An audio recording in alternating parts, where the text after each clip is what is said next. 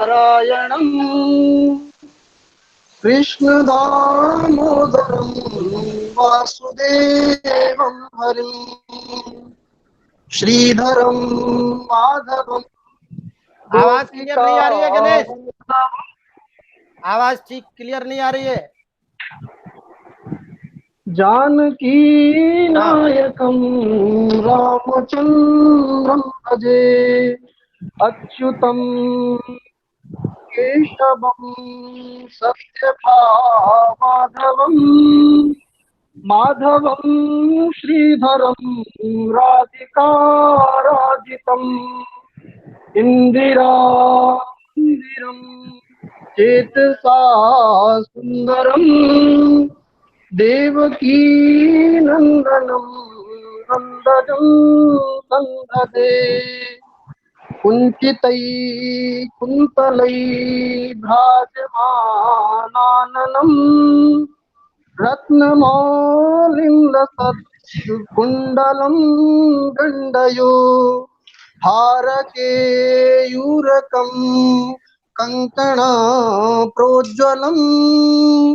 किङ्किणीमण्डलं श्यामलं तं भजे शारदा शारदाम्भोज वदना वदनाम्बुजे सर्वदा सर्वदास्माकं सन्निधिं क्रियात् रामाय रामभद्राय रामचन्द्राय वेतसे रघुनाथाय नाथाय सीतायाः पतये नमः सीतायाः पतये नमः नमो नमः नमो नमः नमो नमः।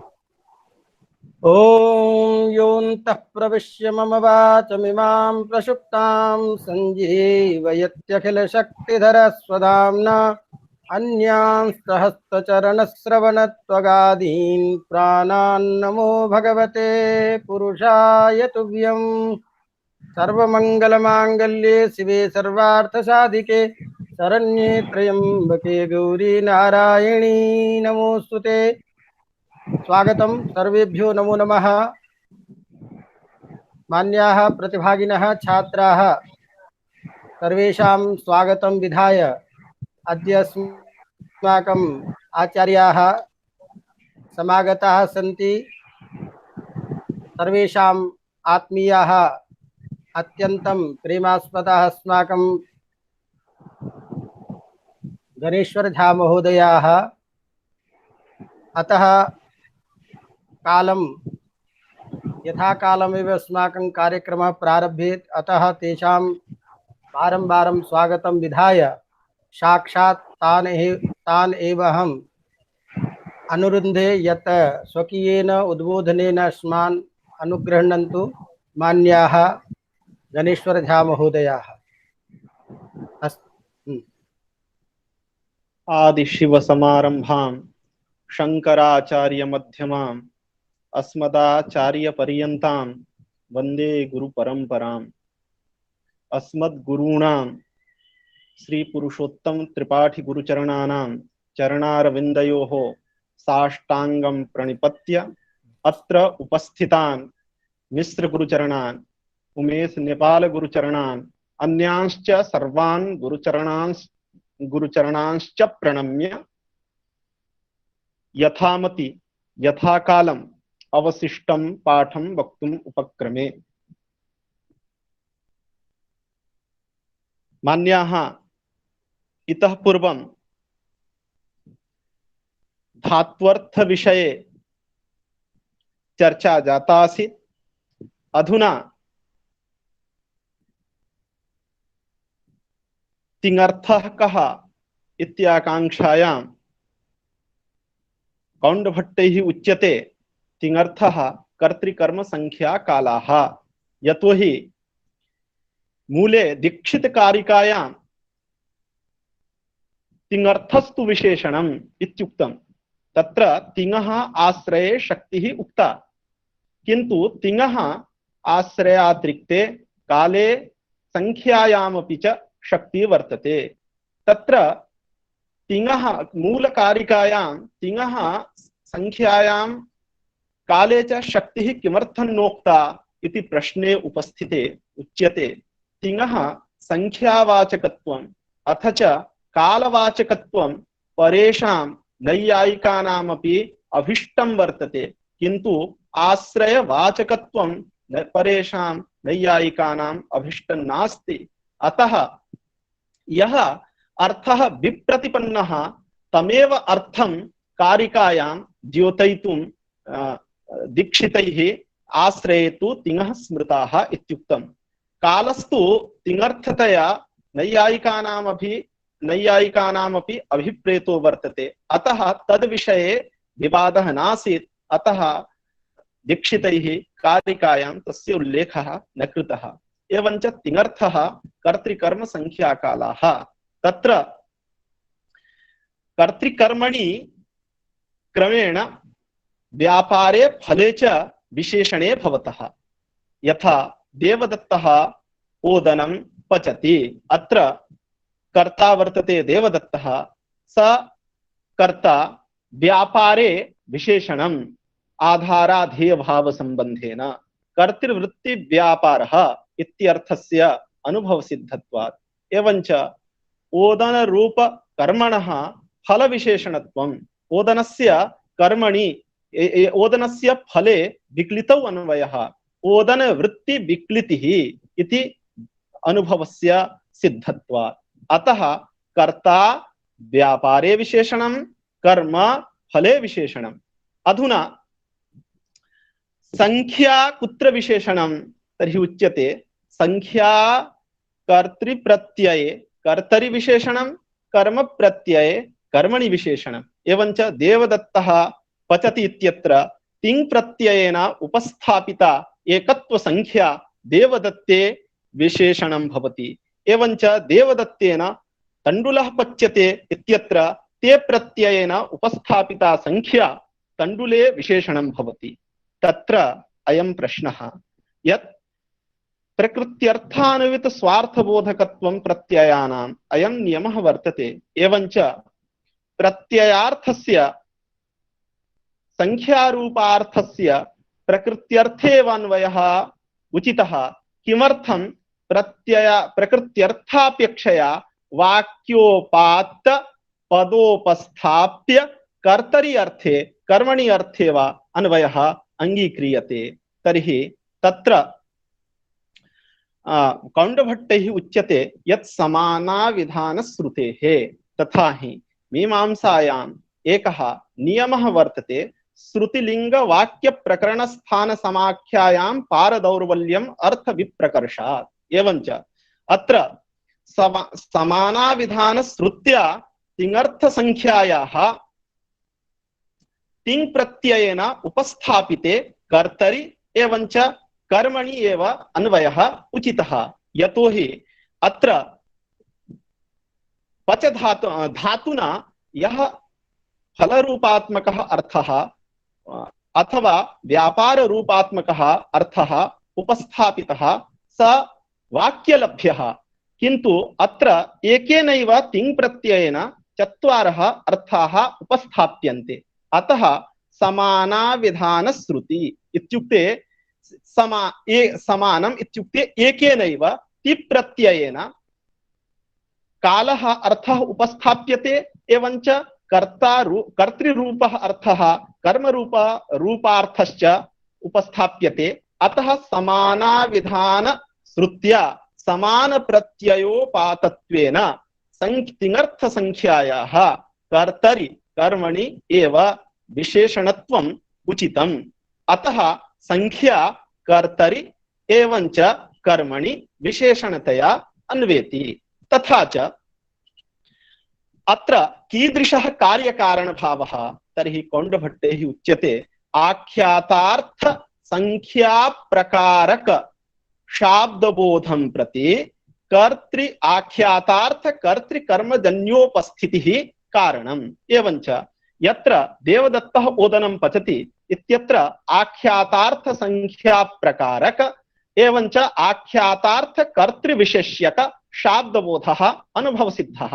तत्र यदि आत्मनिष्ठ प्रत्यासत्य शाब्दबोधः स्वीक्रियते तर्हि आख्यातार्थ संख्या प्रकारक आख्यातार्थ कर्तृविशेष्यक शाब्दबोधः आत्मनि इष्यते एवंच तदा कार्यतावच्छेदक संबंधः समवाय संबंधः एवंच कारणतावच्छेदक संबंधोऽपि समवाय संबंधः एवंच यत्र आख्या देवदत्त विशेष्यक आख्यातार्थ संख्या प्रकारक शाब्दबोधः आत्मनि समवायेन वर्तते तत्रैव आख्यातजन्य कर्तृकर्मोपस्थितिरपि समवायेन वर्तते अतः कार्यकारणयोः सामानाधिकरण्यात् आख्यातार्थ संख्या प्रकारक शाब्दबोधं प्रति आख्यातजन्य कर्तृकर्मोपस्थिति रूप कारणस्य सत्वात् तत्र आख्यातार्थ संख्या प्रकारक शाब्दबोधः भवति एवंच यदि विषयता संबंधेन शाब्दबोधः यदि इष्यते तर्हि आख्यातार्थ संख्या प्रकारक शाब्दबोधं प्रति आख्यातजन्य कर्तृकर्मोपस्थितिः विषयता संबंधे विशेष्यता संबंधेन कारणम् एवंच आख्यातार्थ संख्या प्रकारक देवदत्तः पचति इत्यत्र आख्यातार्थ एकत्व संख्या प्रकारक शाब्दबोधः देवदत्ते अपेक्षते तत्र विशेष्यता संबंधेन आख्यातजन्य कर्तृ उपस्थितिः वर्तते इति कृत्वा तत्र विषयनिष्ठ प्रत्यासत्य एकत्व आख्यातार्थ एकत्व संख्या प्रकारक शाब्दबोधः भवति तदुक्तं पौण्डभट्टैः तिङर्थः कर्तृकर्म संख्या कालाः तत्र कर्तृकर्मणि फलव्यापारयोर्विशेषणे संख्या कर्तृप्रत्यये कर्तरि कर्म प्रत्यये कर्मणि समान प्रत्ययोपातत्वात् इति भूषणसारे मूलग्रन्थे कौण्डभट्टेन उक्तं वर्तते तथा च कीदृशः कार्यकारणभावः फलितः तत्र कौण्डभट्टैः उक्तं तथा च आख्यातार्थ संख्या प्रकारक बोधं प्रति आख्यातजन्य कर्तृकर्मोपस्थितिर् हेतुः इति कार्यकारणभावः फलितः अधुना नैयायिकैः प्रथमान्तार्थ मुख्य विशेष्यक शाब्दबोधः अंगीक्रियते एवंच देवदत्तः पचति इत्यस्मात् वाक्यात् प्राचीन वैयाकरण निकाये देवदत्ता भिन्न आश्रय कर्तृक वर्तमान कालिक विक्लित्य अनुकूल व्यापारः इति व्यापार मुख्य विशेष्यक शाब्दबोधः नैयायिकानां नये विक्लित्य अनुकूल व्यापारानुकूल कृतिमान एकत्व विशिष्टः देवदत्तः इति नैयायिकानां नये शाब्दबोधः एवंच तेषां नये संख्यायाः आख्यातार्थत्वेपि आख्यातार्थ संख्याया न कर्तरि अथवा न कर्मणि अन्वयः अपितु प्रथमान्तार्थे एव तेषां नये आख्यातार्थ संख्यायाः अन्वयः एवंच नैयायिकानां नये आख्यातार्थ संख्या प्रकारक शाब्दबोधं प्रति प्रथमान्त पदजन्योपस्थितिः कारणम् इति कार्यकारण भावः वक्तव्यः तथा च अयं कार्यकारण भावः व्यभिचरितः यतोहि चैत्रः पचति अत्र आख्यातार्थ संख्या प्रकारक एवंच प्रथमान्त पदजन्योपस्थिति विशेष्यक उपस्थिति विषयीभूत चैत्र विशेष्यक शाब्दबोधस्य जायमानत्वेपि चंद्र इव मुखं दृश्यते देवदत्तः भुक्त्वा व्रजति इत्यादौ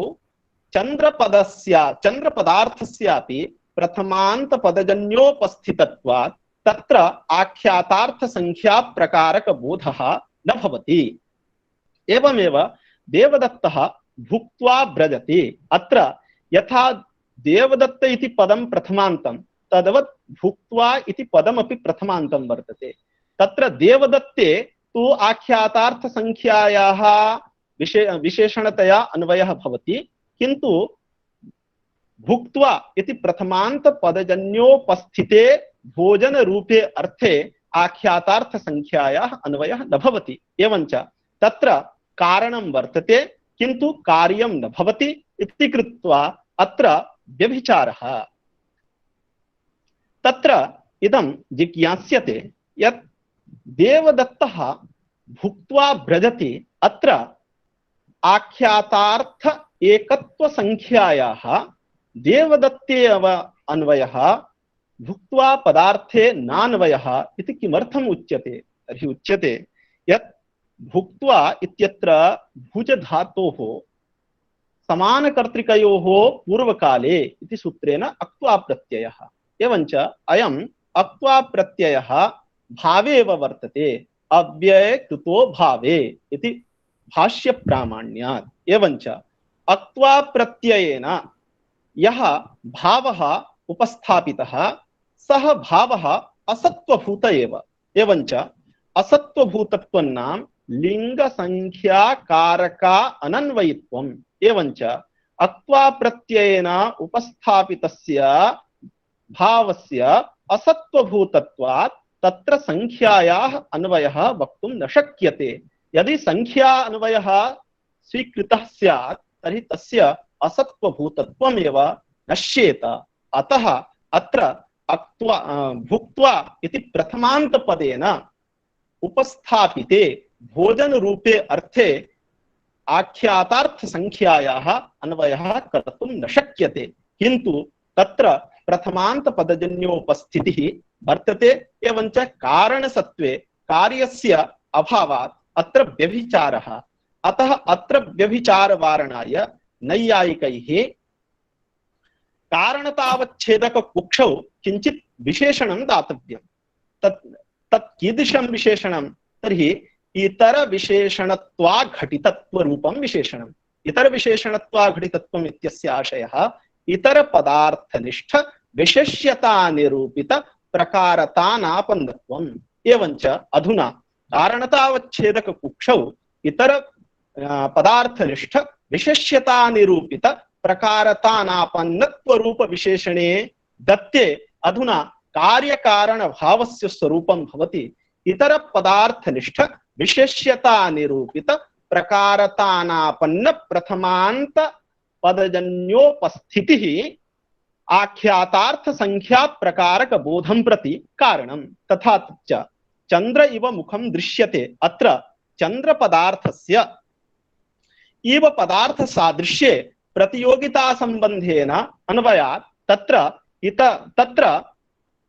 इतर पदार्थनिष्ठ विशेष्यता निरूपित प्रकारताश्रयत्वस्य, इतर पदार्थ इत्युक्तेन इव पदार्थ सादृश्यं गृह्यते, तन्निष्ठ विशेष्यता निरूपित प्रकारताश्रयत्वस्यैव सत्त्वेन तत्र आख्यातार्थ संख्या प्रकारक शाब्दबोधः भवितुं नार्हति। यतोहि विशेषणाभाव प्रयुक्त विशिष्टाभावस्य सत्वात् इतर पदार्थनिष्ठ विशेष्यता निरूपित प्रकारतानाश्रय प्रथमान्त पदजन्योपस्थिति रूप कारणस्य अभावात् तत्र कार्यमपि न जायते। एवमेव देवदत्तः भुक्त्वा व्रजति। अत्रापि भुजिक्रिया इत्युक्ते भोजनक्रिया सोत्तरत्व संबंधेन व्रजनक्रियायां विशेषणं वर्तते। यतोहि देवदत्तः भुक्त्वा व्रजति अत्र समानकर्तृकयोः पूर्वकाले इति सूत्रेण अक्त्वा प्रत्ययः। एवञ्च समानं कर्ता ययोः क्रिययोः सा समानकर्तृके क्रिये। एवञ्च तयोः क्रिययोर्मध्ये या पूर्वकालिकी क्रिया तद्वाचकं तद्वाचकः यः धातुः तस्मात् धातोः अक्त्वा प्रत्ययो भवति। समानकर्तृकयोः पूर्वकाले अक्त्वा इति सूत्रस्य अर्थः। एवञ्च देवदत्तः भुक्त्वा व्रजति। अत्र द्वे क्रिये स्तः, एका भुजिक्रिया अपरा च व्रजनक्रिया। तयोः क्रिययोर्मध्ये पूर्वकालिकी क्रिया भोजनक्रिया तद्वाचकः धातु भुज धातुः, तस्मात् भुज धातोः अक्त्वा प्रत्ययो भवति। एवञ्च यदि भुज धात्वर्थ क्रिया पूर्वकालिकी क्रिया वर्तते तर्हि तस्याः क्रियायाः उत्तरकालिकत्व संबंधेन व्रजन क्रियायाम् अन्वयः। एवञ्च अधुना देवदत्तः भुक्त्वा व्रजति इति वाक्यस्य कीदृशः शाब्दबोधः?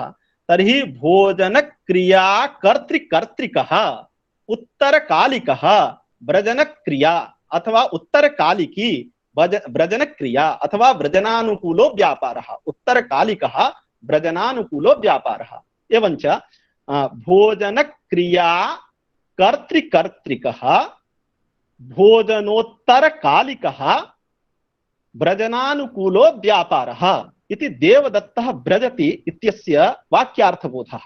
एवञ्च अस्मिन् वाक्यार्थबोधे भोजनक्रिया स्वोत्तरकालिकत्वसम्बन्धेन व्रजनक्रियायां विशेषणं वर्तते। अतः इतरपदार्थे इत्युक्ते व्रजनक्रियानिष्ठ विशेष्यतानिरूपित प्रकारतापन्नत्वस्यैव भोजनक्रियायां सत्वात् तत्र इतर पदार्थनिष्ठ विशेष्यता निरूपित प्रकारतानापन्न प्रथमांत पदजन्योपस्थितिः विशेष्यता संबंधेन न वर्तते इति कृत्वा कारणमपि नास्ति अथ च कार्यमपि नास्ति अतः न व्यभिचारः। किन्तु एतेषां नैयायिकानान्वये कारणतावच्छेदक कुक्षौ इतर पदार्थनिष्ठ विशेष्यता निरूपित प्रकारतानापन्नत्वस्य निवेशे अति गौरवम् तस्मात् आख्यातार्थ संख्यायाः प्रथमांत पदजन्योपस्थिते पदार्थे नान्वयः अपितु आख्यातार्थ कर्तरि कर्मण्येव अन्वयः। एवञ्च इदम् इत्युक्ते एतादृशं गौरवमपि कर्तृकर्मणोः आख्यातार्थत्वे प्रमाणं भवति इति कौण्डभट्टस्य आशयः। तदुक्तं कौण्डभट्टैः नैयायिकादीनाम् आख्यातार्थ संख्यायाः प्रथमान्तार्थे एव अन्वयात् आख्यातार्थ संख्या प्रकारक बोधे प्रथमांत पदजन्योपस्थितिर् हेतुरिति कार्य कारण भावो वाच्यः। सोपि चंद्र इव मुखं दृश्यते देवदत्तो भुक्त्वा व्रजति इत्यादौ चंद्र अक्त्वार्थयोः आख्यातार्थानन्वयात् इतरा विशेषणत्व घटित इत्यति गौरवम्।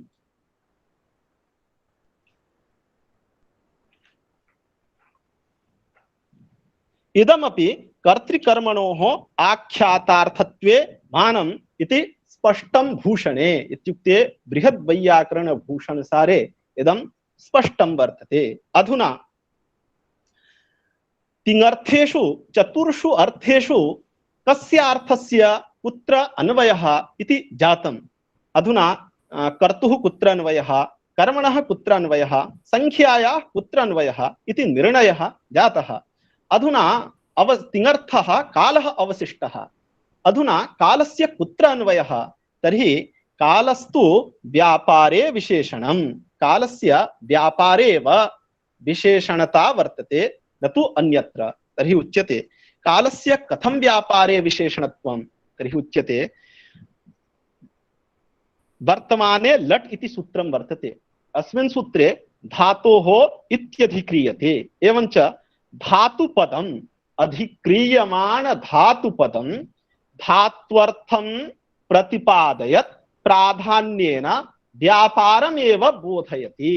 एवञ्च वर्तमाने लट् इति सूत्रस्य अर्थः जायते वर्तमान कालिकी या क्रिया तद्वाचकः यः धातुः तस्मात् धातोः वर्तमाने अर्थे लट् प्रत्ययो भवति।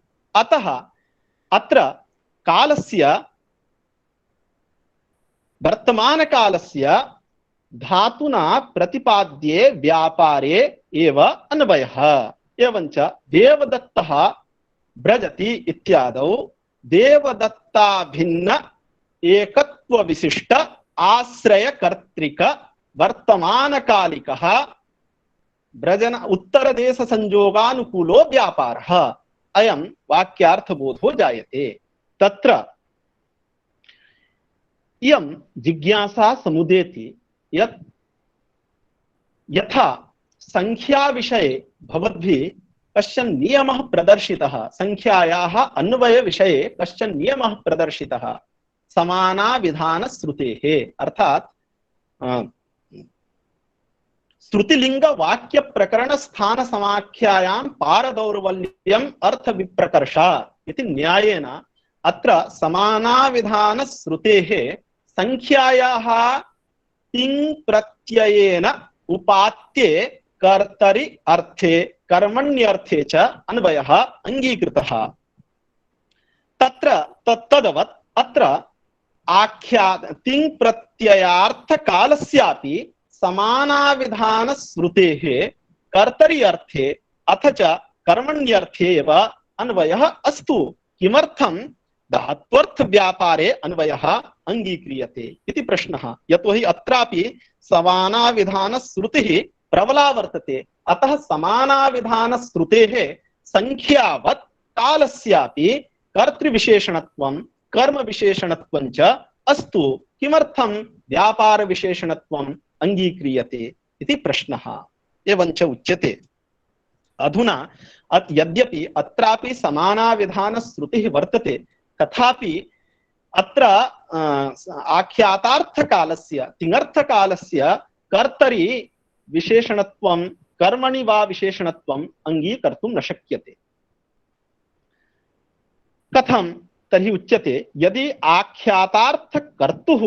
आख्यातार्थकालस्य कर्तरि विशेषणत्वं क्रियेत तथा सति यत्र व्यापारः अतीतः कर्ता वर्तमानो वर्तते, इत्युक्ते व्यापारः समाप्तः कर्ता वर्तमानो वर्तते, तत्र देवदत्तः अपाक्षेत् इति प्रयोगः इष्यते।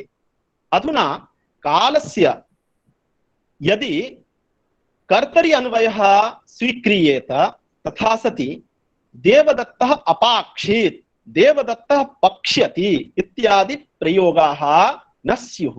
कथं? यत्र व्यापारः अतीतः कर्ता च वर्तमानो वर्तते विद्यमानः अस्ति, तत्र कर्तुः विद्यमानत्वात् अत्र सर्वदा वर्तमानार्थकः लट् प्रत्यय एव स्यात्। एवञ्च अतीत भावना के स्थलेपि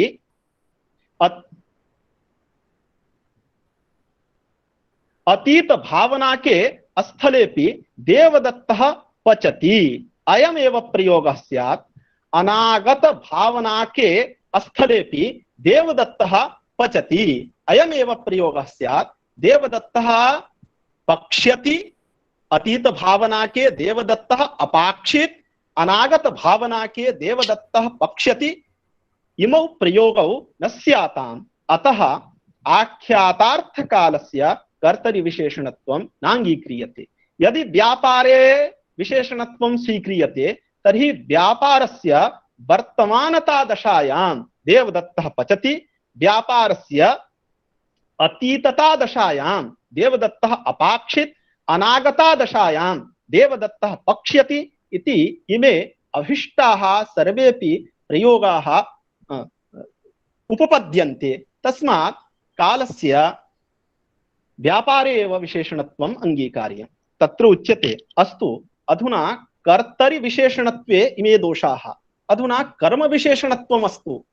एवञ्च यद्यपि कर्म विशेषणत्वे भूषणसारे दोषाः नोक्ताः वर्तन्ते, तथापि अहं मन्ये कर्तरि विशेषणत्वे कालस्य कर्तरि विशेषणत्वे ये दोषाः ते एव दोषाः कर्म विशेषणत्वेपि वर्तते। तथा हि देवदत्तः तण्डुलं पचति अत्र, अथवा देवदत्तः तण्डुलम् अपाक्षेत्, देवदत्तः तण्डुलं पक्ष्यति, इमे सर्वेपि प्रयोगाः भवन्ति। अधुना यदा कर्म तण्डुलात्मकं कर्म यदि वर्तमानं स्यात् तदा व्यापारस्य समाप्तत्वेपि देवदत्तः पचति अयमेव प्रयोगः स्यात् तण्डुलरूपकर्मणः वर्तमानत्वात्। एवमेव देवदत्तः तण्डुलं पक्ष्यति अयं प्रयोगः न स्यात्, यतोहि व्यापारस्य अनागतत्वेपि तण्डुलस्य वर्तमानत्वात् देवदत्तः पक्ष्यति इति प्रयोगाः न स्युः। एवञ्च सर्वदा कालस्य कर्तृविशेषणत्वे कर्म विशेषणत्वे च देवदत्तः पचति अयमेव प्रयोगः स्यात्। देवदत्तः पक्ष्यति अपाक्षित इत्यादि प्रयोगाः न स्युः। इतः परम् एका शंका अवशिष्यते यत् यदा पूर्वपक्षी वदति यत् कालः कर्तरि विशेषणम् अस्तु अथवा कालः कर्तरि विशेषणम् अथवा कर्मणि विशेषणं, तदा वर्तमाने लट् इत्यादि सूत्राणां कः अर्थः? यतोहि सिद्धान्ते तु कालः यदा व्यापारे विशेषणतया अभिष्टः तदा वर्तमान क्रिया वृत्तिर्धातुर् लट् स्यात् इति सूत्रार्थः भवति। किन्तु यदा कालस्य कर्तरि विशेषणत्वं कर्मणि वा विशेषणत्वं तदा वर्तमाने लट् इति सूत्रस्य कः अर्थः?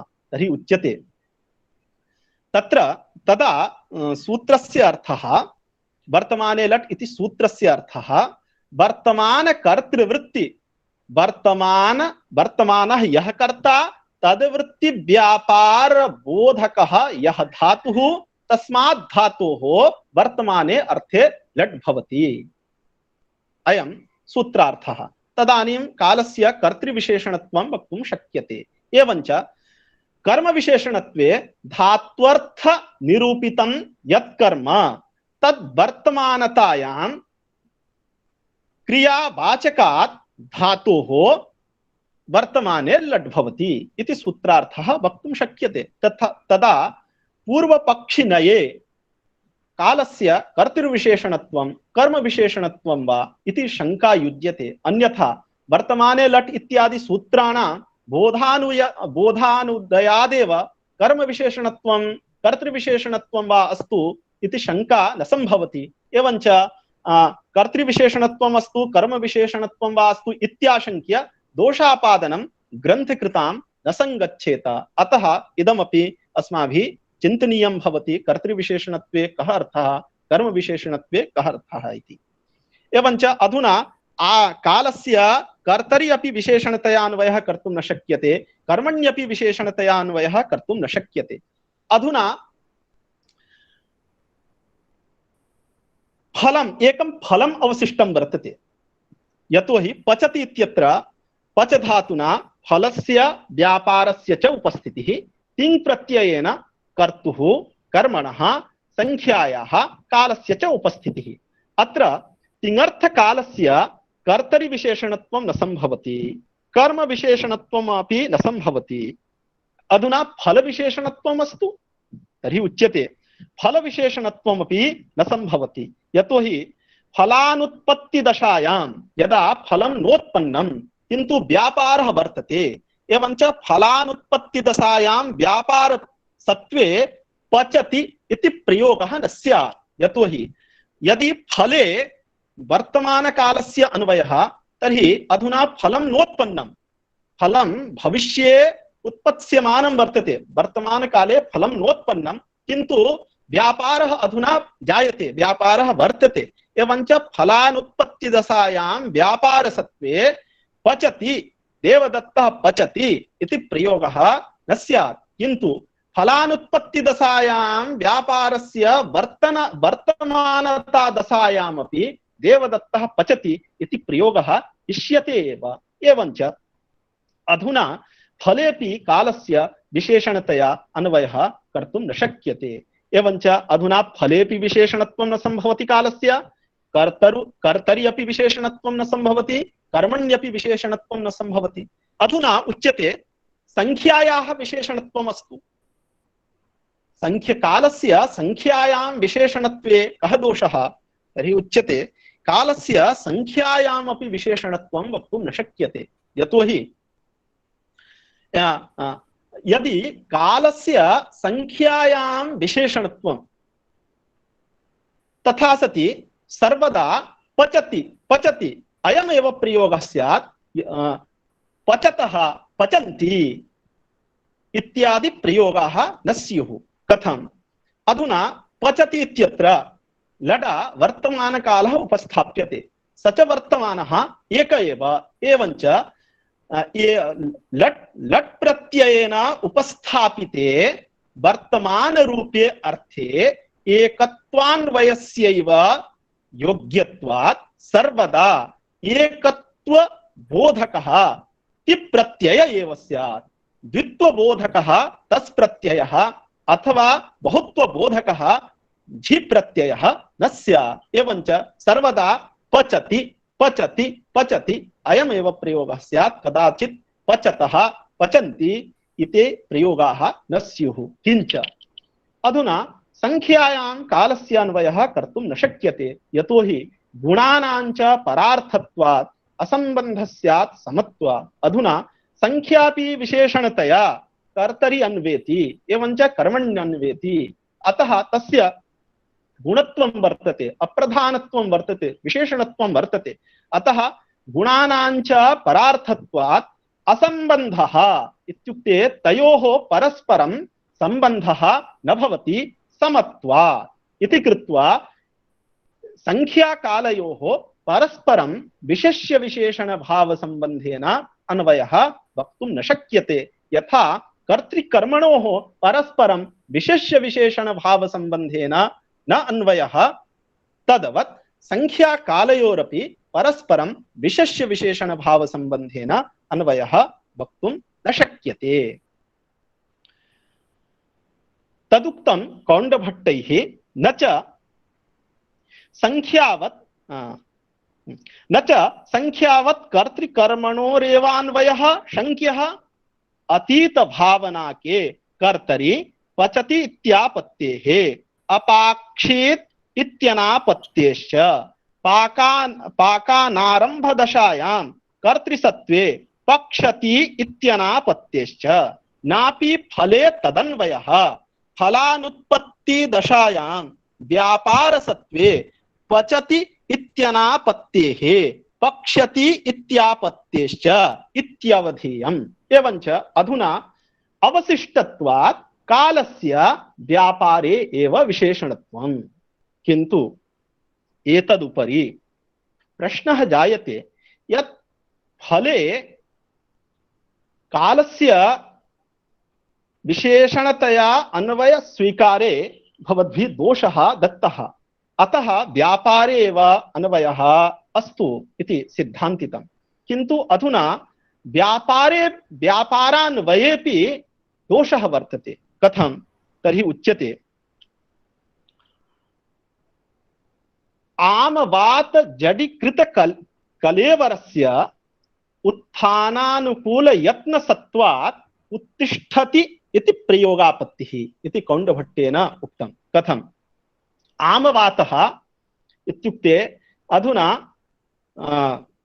रोगविशेषः, एवञ्च आमवातः रोगविशेषः, तेन जडीभूतं कलेवरं यस्य स आमवात जडीभूत कलेवरः पुरुषः, तस्य तादृशस्य पुरुषस्य अधुना यदि उत्थातुम् इच्छा भवति, ऊर्ध्वदेश संयोगेच्छा भवति, तदा स यतते, किन्तु फलं तु न जायते शक्त्यभावात्।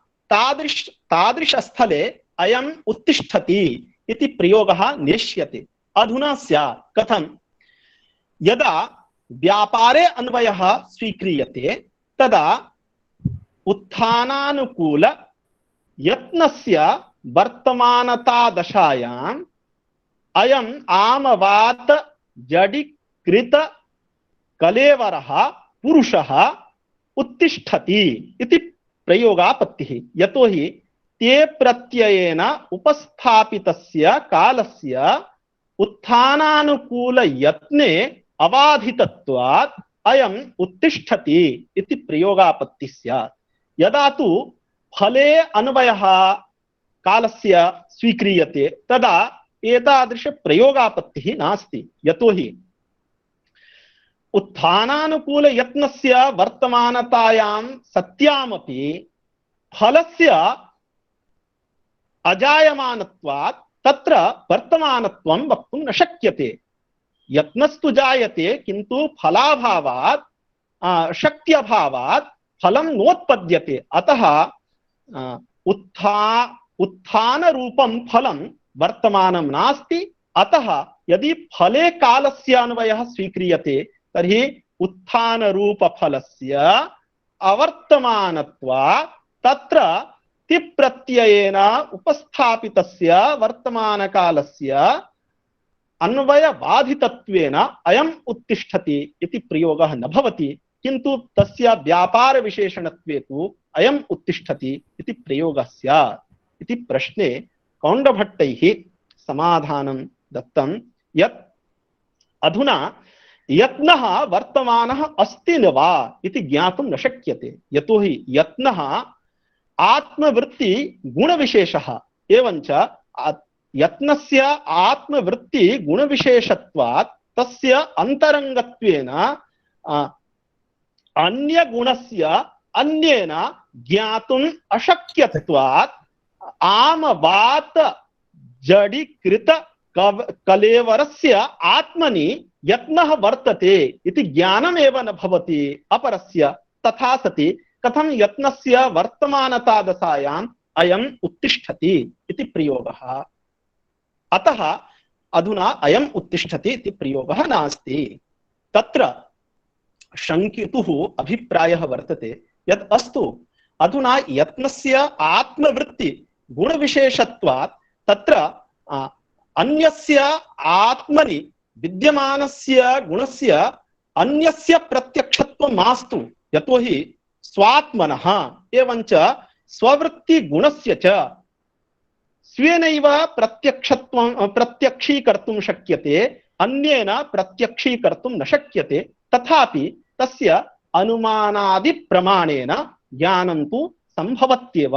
यथा अन्यवृत्ति सुख दुःखादेरपि मुखमाल्यादिना अनुमानं भवति, तदवत् अधुना आमवात जडीकृत कलेवरस्य आत्मनि विद्यमानस्य यत्नस्यापि अनुमानादि प्रमाणेन ज्ञानं भवितुम् अर्हति। एवञ्च अनुमान प्रमाणेन ज्ञातस्य यत्नस्य वर्तमानत्वात् अयम् उत्तिष्ठति इति प्रयोगापत्तिः स्यादेव। तर्हि उच्यते कीदृशः अनुमान प्रयोगः? तर्हि उच्यते आमवात जडीकृत कलेवरः पुरुषः यत्नवान् चेष्टात्वात् अस्मदादि चेष्टावत् इति अनुमानेन अत्र परयत्नस्यापि अनुमान प्रमाणेन ज्ञानं भवितुम् अर्हति। अतः तत्र यत्नस्य वर्तमानत्वात् तत्र ति प्रत्ययेन उपस्थापितस्य वर्तमानकालस्य अन्वयसम्भवात् अयम् उत्तिष्ठति इति प्रयोगापत्तिः स्यादेव।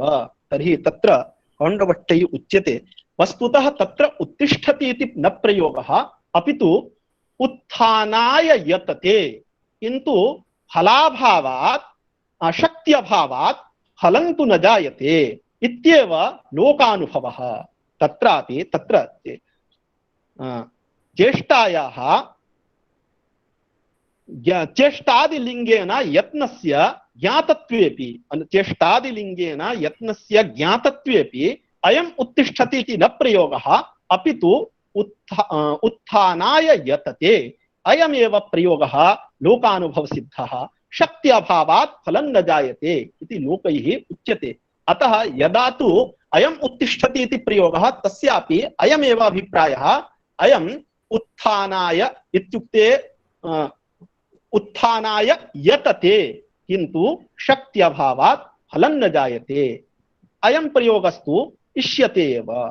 तदुक्तं कौण्डभट्टैः न च आमवात जडीकृत कलेवरस्य उत्थानानुकूल यत्नसत्वात् उत्तिष्ठति इति प्रयोगापत्तिः परयत्नस्य अज्ञानात् अप्रयोगात् इति। किंच किंचित् चेष्टादिना अवगतौ च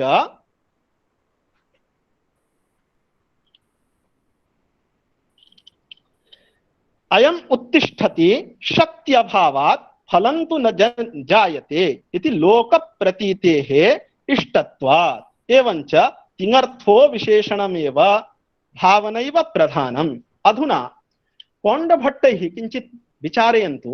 कौण्डभट्टैः किञ्चित् चेष्टादिना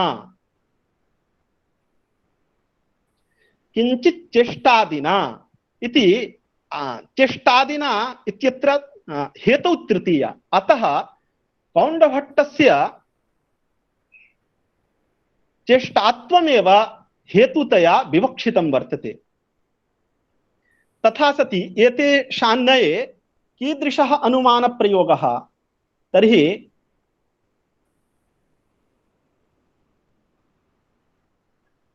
आमवात जडीकृत कलेवरस्था चेष्टा यत्नजन्या चेष्टात्वात् अस्मदादि चेष्टावत् इति अनुमान प्रयोगः प्रतिभाति। यतोहि मूले पंक्ति कीदृशी वर्तते? किंचित् चेष्टादिना तदवगतौ। एवञ्च चेष्टायाः एव हेतुत्वं कौण्डभट्टस्य अभिप्रेतं वर्तते। एवञ्च एतेषान्नये आमवात जडीकृत कलेवर निष्ठा चेष्टा यत्नजन्या चेष्टां पक्षीकृत्य यत्नजन्यत्वं साध्यते चेष्टारूपहेतुना इति आयाति। किन्तु अत्र अयम् अनुमानप्रयोगः न युक्तः। यतोहि यदि चेष्टां पक्षीकृत्य यत्नजन्यत्वं साध्यते चेष्टारूपहेतुना तर्हि अत्र पक्षतावच्छेदक हेतोश्च ऐक्येन प्राचीन नैयायिकानान्नये उपनयवाक्यात् शाब्दबोधः न स्यात्। यतोहि अत्र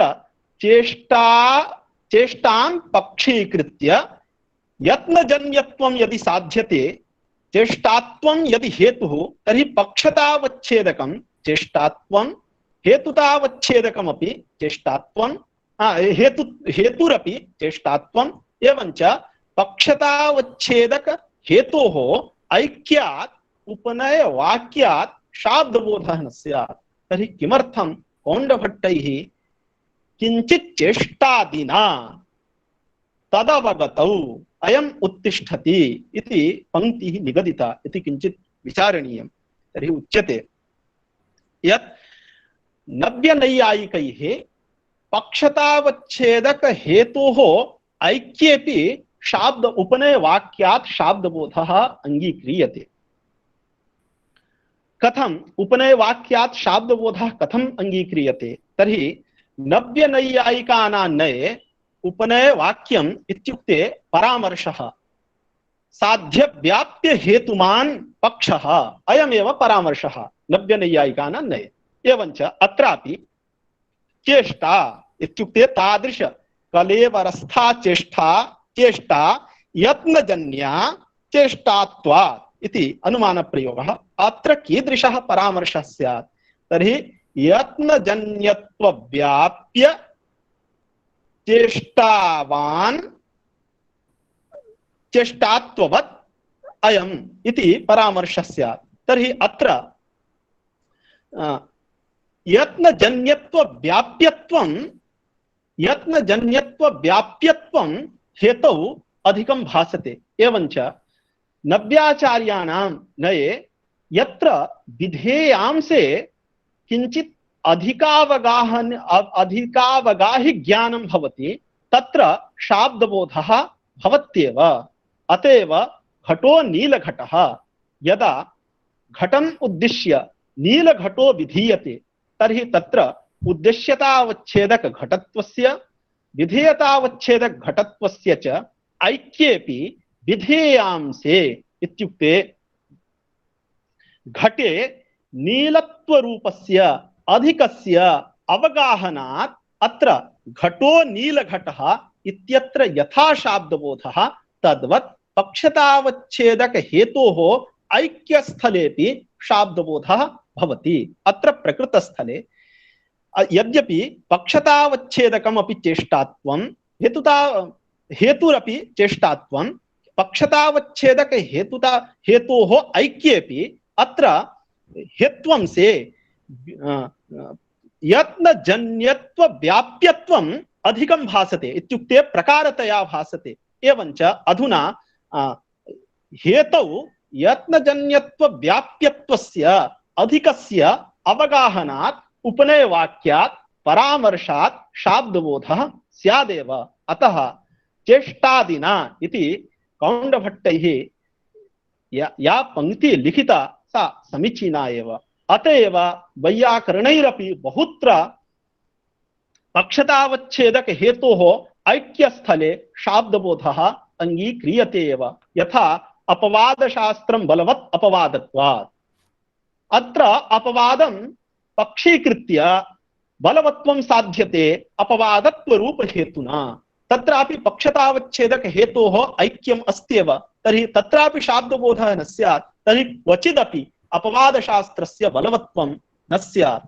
अतः एवं च यदि विधेयांसे अधिकावगाही स्थले शाब्दबोधः स्वीक्रियते तर्हि तत्रापि बलवत्व व्याप्य अपवादत्ववान् अपवादः इति उपनय वाक्ये अपवादत्वे बलवत्व व्याप्यत्वस्य प्रकारतया भाना तत्र विधेयांसे अधिकावगाहिनः ज्ञानस्य सत्वात् उपनय वाक्यात् शाब्दबोधः भवत्येव।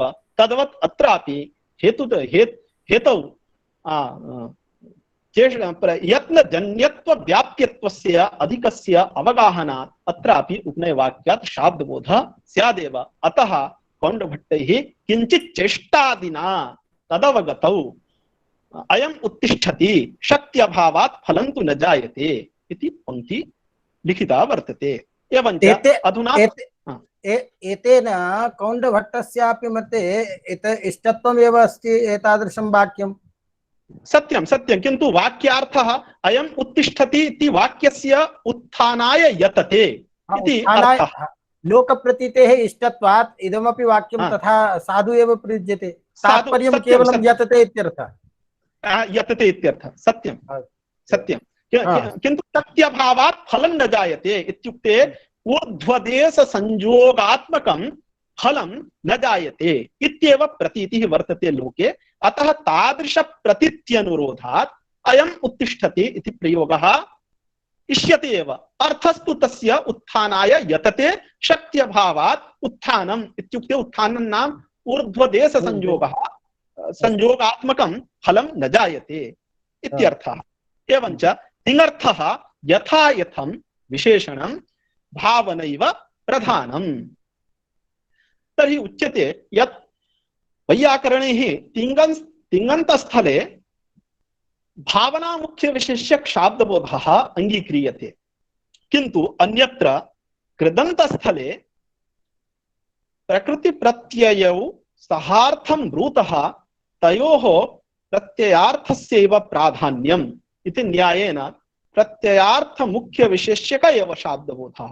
यथा पाचकः पक्ता, देवदत्तः पक्ता, देवदत्तः पाचकः। अत्र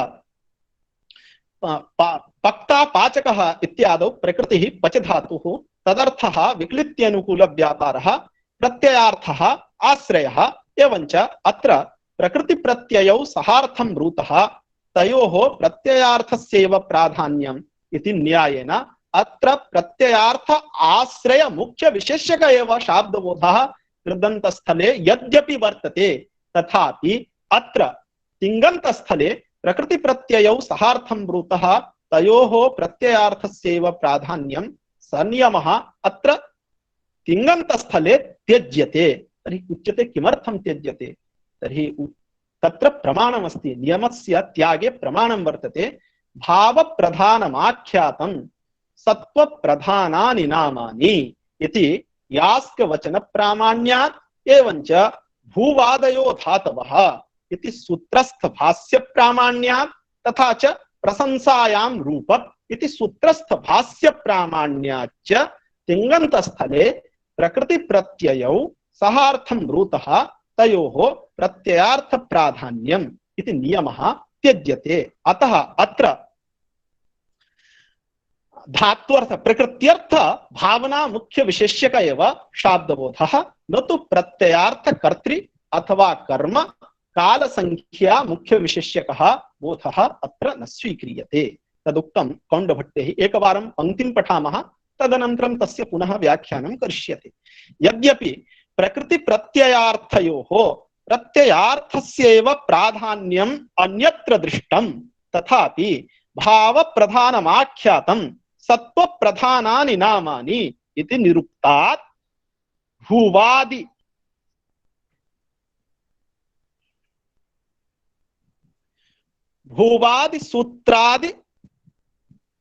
सूत्रादिस्थ क्रिया प्राधान्य बोधक भाष्याच्च धात्वर्थ भावना प्राधान्यम अवसीयते इति कौण्डभट्टस्य पंक्तिः। तत्र फल मुख्य विषय व्यापार मुख्य विशेष्यक शाब्दबोध स्वीकारे कथं निरुक्त वचनं प्रमाणं भवति तर्हि उच्यते निरुक्तकारैः नामाख्यातोपसर्ग निपाताश्च इति पदस्य चातुर्विध्यं प्रतिपाद्य तदनन्तरं आख्यात नाम्नोः किं लक्षणम् इत्याकांक्षायां लक्षण प्रतिपादकं वाक्यमिदं निगदितं भाव प्रधानमाख्यातं सत्व प्रधानादिनामि। अतः लक्षण प्रतिपादकं वाक्यमिदं तत्र भाव प्रधानम् आख्यातं सत्व प्रधानानि नामानि। भाव प्रधानमाख्यातम् इति आख्यातस्य लक्षण प्रतिपादकं वाक्यं, सत्व प्रधानानि नामानि इति नाम्नः लक्षण प्रतिपादकं वाक्यं। तत्र यद्यपि आख्यातम् इति उद्देश्यं वर्तते, अतः पाठक्रमात् आर्थक्रमो बलीयः इति न्यायेन पश्चात् श्रुतस्यापि आख्यात शब्दस्य पूर्व प्रयोगः कर्तव्यः। यच्छब्दयोग प्राथम्यात् तदुद्देश्य लक्षणम् इति उद्देश्य लक्षणस्य स्वीकर्तव्यतया पाठक्रमात् आर्थक्रमो बलीयः इति न्यायेन अन्यत्र पश्चात् श्रुतस्यापि आख्यात शब्दस्य भाव प्रधानमाख्यातम् इत्यस्मात् शब्दात् पूर्व प्रयोगः करणीयः। एवञ्च आख्यातं भाव प्रधानम्, भावः इत्युक्ते क्रिया, प्रधानं यस्मिन् आख्याते तत् भाव प्रधानम् आख्यातम्। अत्र आख्यात पदेन तिङन्तम् उच्यते। आख्यातम् आख्यातेन क्रियासातत्ये इत्यादौ आख्यात पदेन तिङन्तस्य ग्रहणात् निरुक्त वाक्य घटक आख्यात शब्देनापि क्रियैव गृह्यते। एवञ्च आख्यातं भाव प्रधानम् इत्युक्ते भावो नाम क्रिया, क्रिया प्रधानम् आख्यातं तिङन्तं भवति।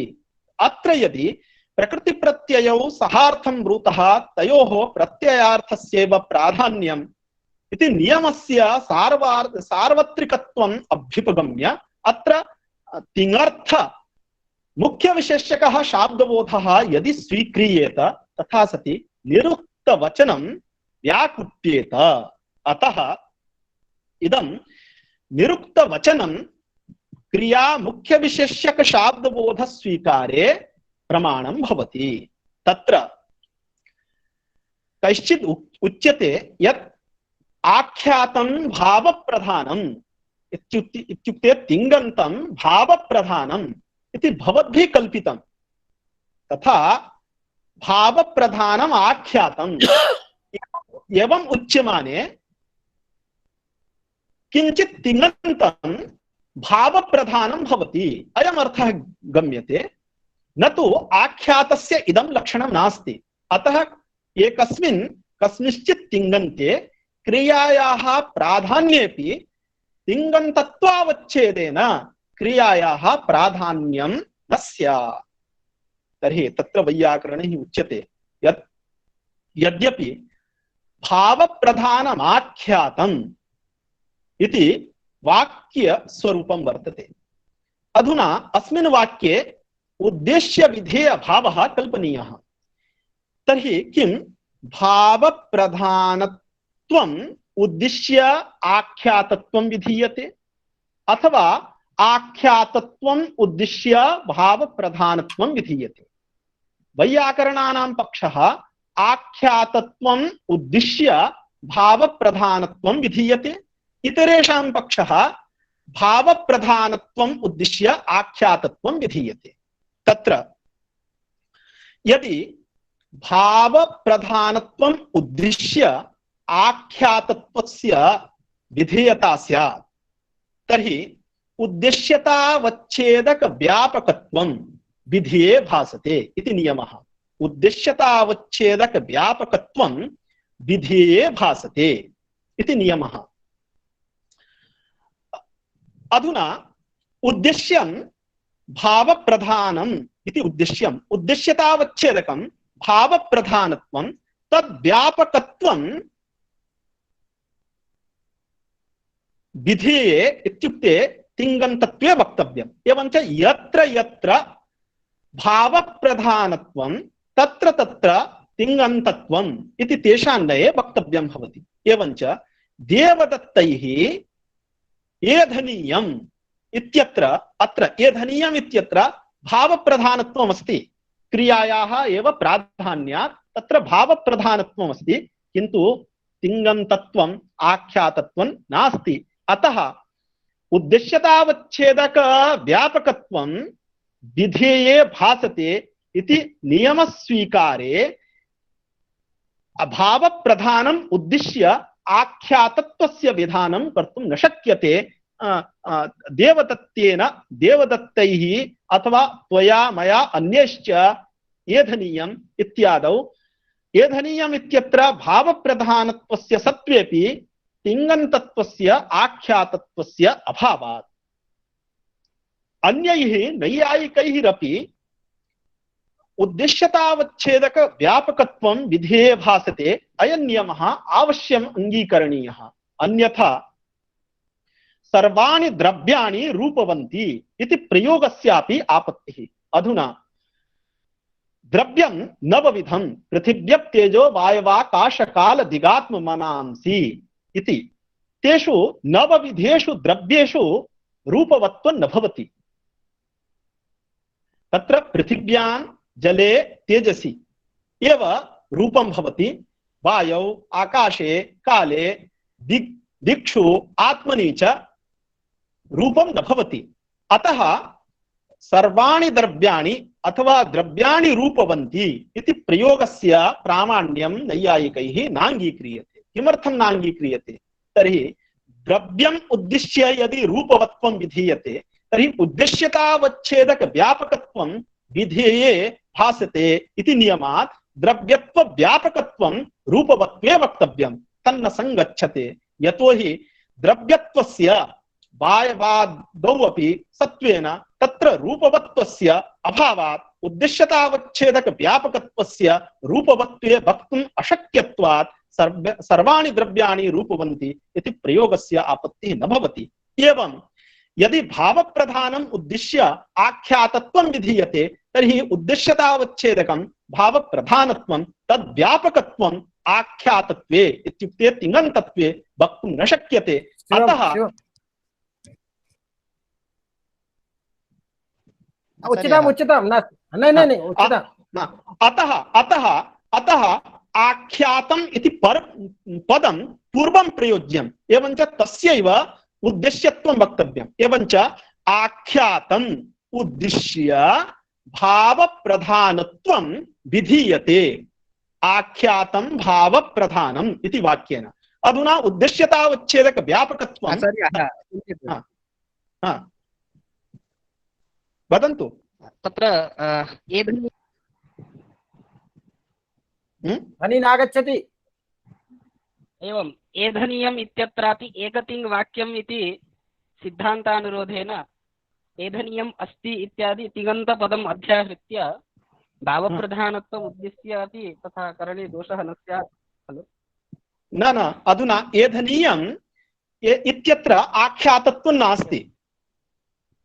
एधनीयम् इत्यत्र तिङन्तत्वं न वर्तते, अपितु प्रातिपदिकत्वम् अस्ति।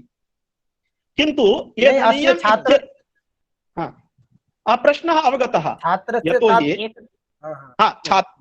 प्रश्नः त्वया एधनीयम् अस्ति वर्तते इति। एवञ्च अन्ततो गत्वा अस्ति क्रियायाः तत्र अस्ति क्रियायाः सत्त्वात् भावप्रधानत्वम् अस्ति, तत्र तिङन्तत्वमपि अस्ति इति। अतः अधुना भावप्रधानम् उद्दिश्य आख्यातत्वविधानेपि न कश्चन दोषः इति एतेषाम् आशयः।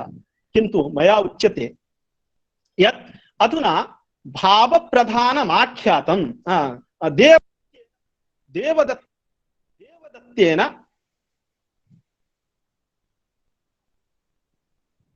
देवदत्तेन एधनीयं वर्तते। अधुना पश्यन्तु, एधनीयम् इत्यत्रापि भावप्रधानत्वम् अस्ति, वर्तते अथवा अस्ति इत्यत्रापि भावप्रधानत्वम् अस्ति। यान् विशेषः एधनीयम् इत्यत्र यत् भावप्रधानत्वम् अस्ति तस्य क्रियान्तरे विशेषणता संबंधेन अन्वयः, अतः मुख्य विशेष्यत्वं नास्ति। अस्ति इत्यत्र या क्रिया वर्तते तस्याः क्रियायाः मुख्य विशेष्यत्वम्, अयं भेदः। किन्तु भावप्रधानत्वं तु एधनीयम् इत्यत्रापि अस्ति, एवञ्च अस्ति इत्यत्रापि वर्तते। एवञ्च भावप्रधानत्ववति एधनीय शब्दे आख्यातत्वं नास्ति। यत्र यत्र भावप्रधानत्वं तत्र तत्र आख्यातत्वम् इत्युक्ते तिङन्तत्वम् इति वक्तव्यम्।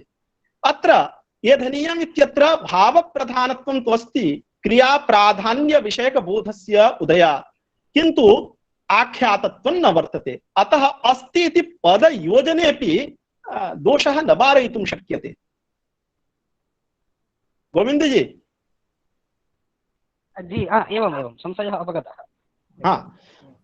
तर्हि अतः आख्यातम् उद्दिश्यैव भावप्रधानत्वं वक्तव्यम्। एवञ्च तिङन्तस्थले सर्वत्रापि भावप्रधानस्यैव सत्त्वात् आख्यातत्वव्यापकत्वम् अधुना भावप्रधानत्वे संगच्छते, उद्देश्यतावच्छेदक व्यापकत्वं विधेये संगच्छते।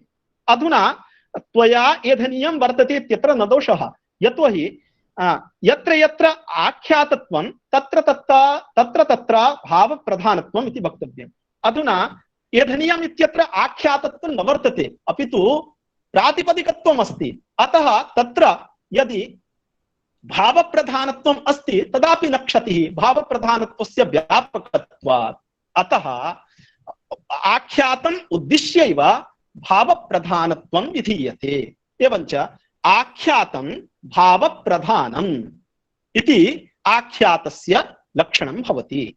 तर्हि अनेन आख्यातलक्षणेन क्रियायाः प्राधान्यं निरुक्तकारैः उक्तं वर्तते। तस्मात् अस्माभिः वैयाकरणैः भाव तिङन्तस्थले क्रियामुख्यविशेषकः शाब्दबोधः स्वीक्रियते।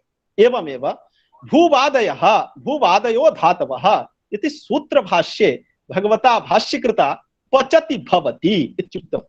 एवञ्च पचिक्रियाः भवति क्रियायाः कर्त्र्यो भवन्ति इत्युक्तं वर्तते। एवञ्च अत्रापि पचति इति पदेन प्रतिपाद्यायाः क्रियायाः कर्तृता संबंधेन भवति इति तिङन्तेन प्रतिपाद्यायां क्रियायाम् अन्वयः अंगीकृतः। एवञ्च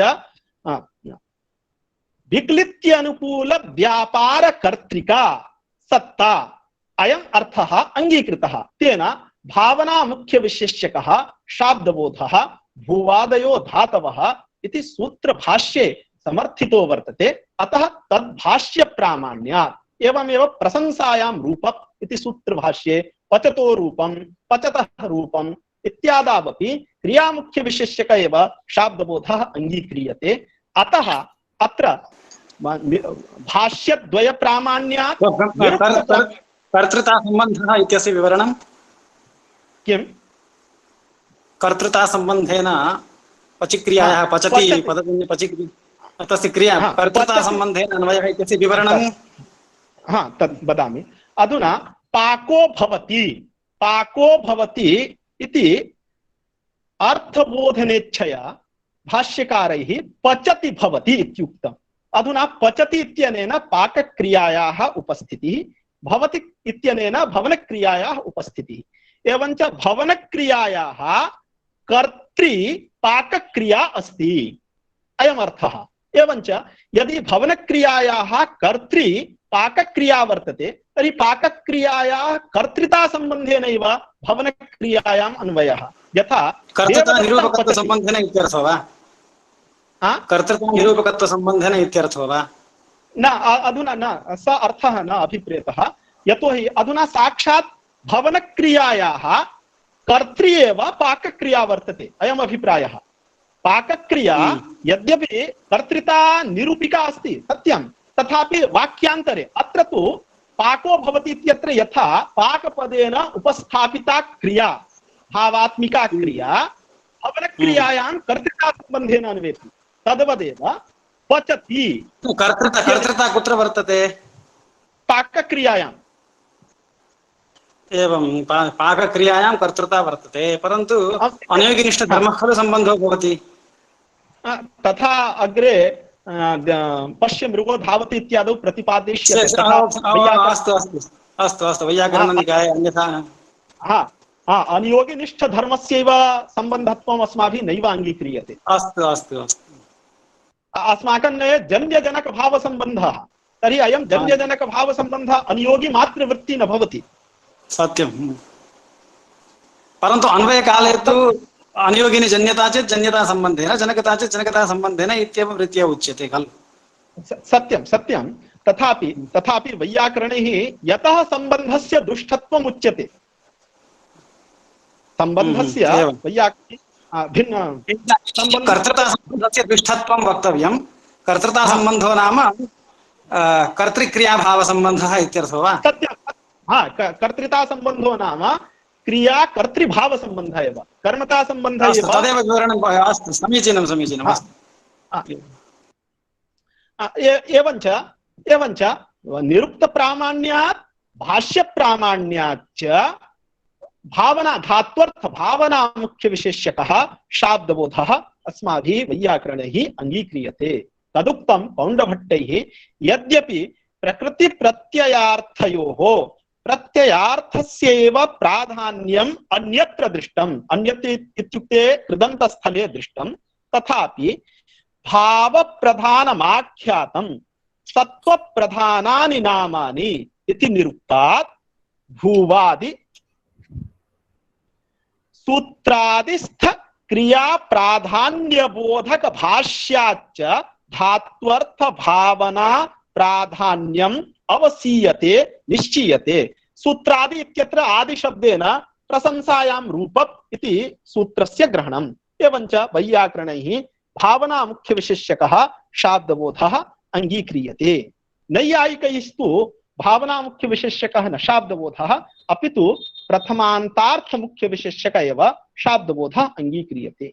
अधुना भावना मुख्य विशेष्यक शाब्दबोधम् उपपाद्य कौण्डभट्टैः प्रथमान्तार्थ मुख्य विशेष्यक शाब्दबोधं स्वीकर्तॄणां नैयायिकानां मतं भूषयितुम् उच्यते।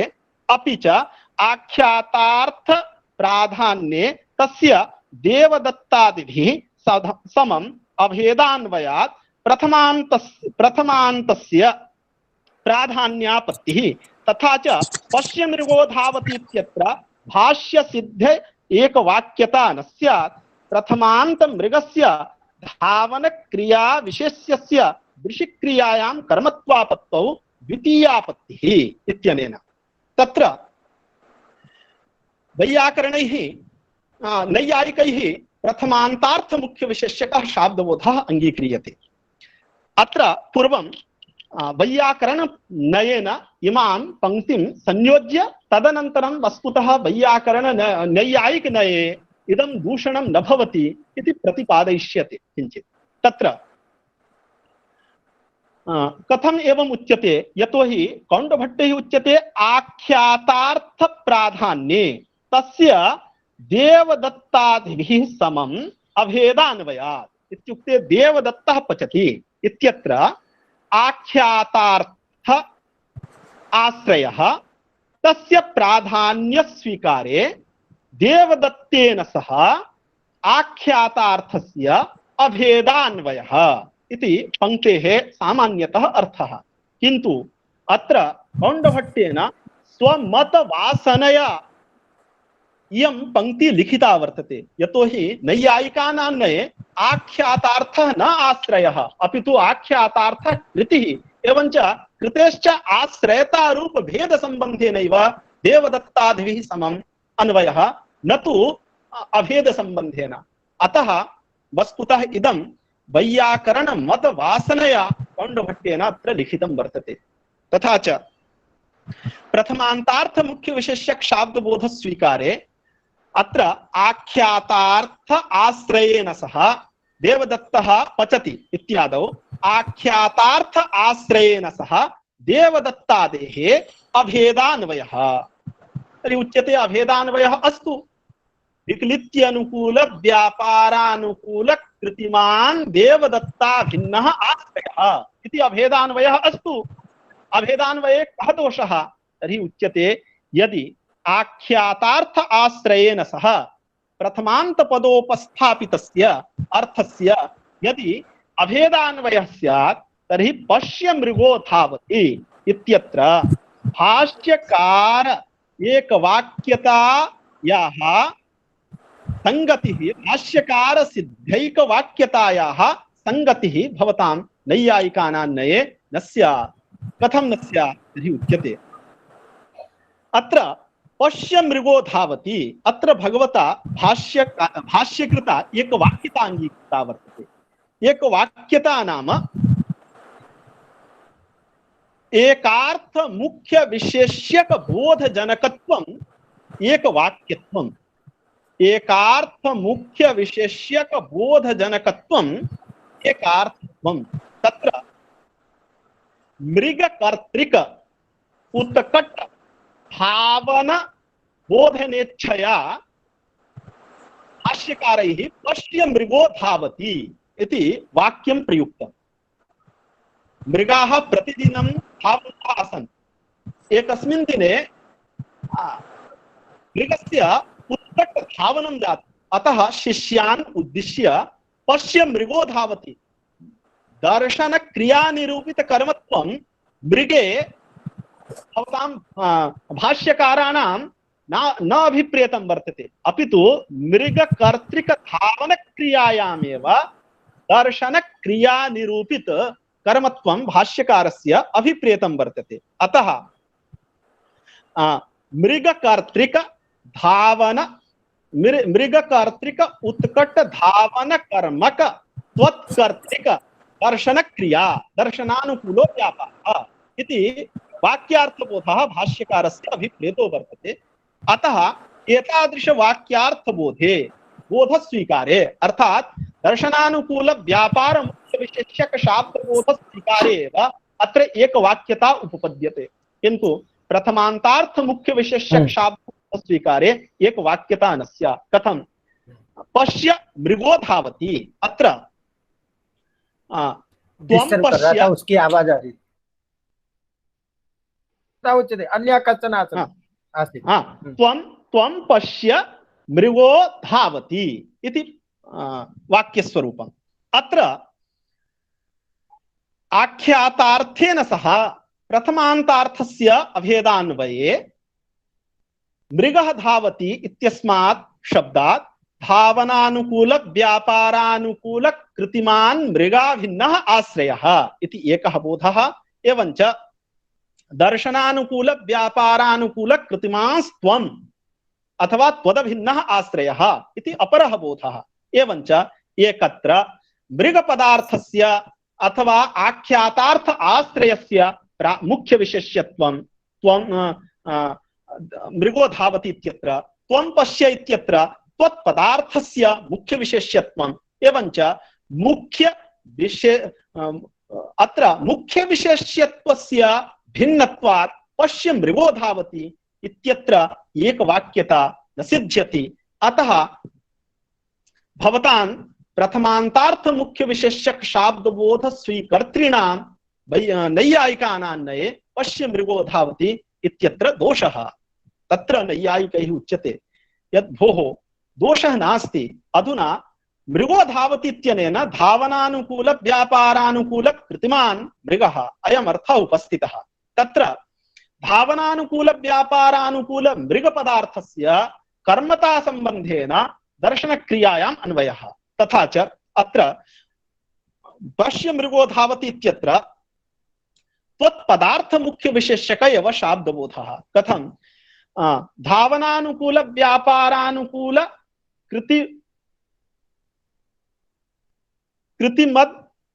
कृतिमद मृग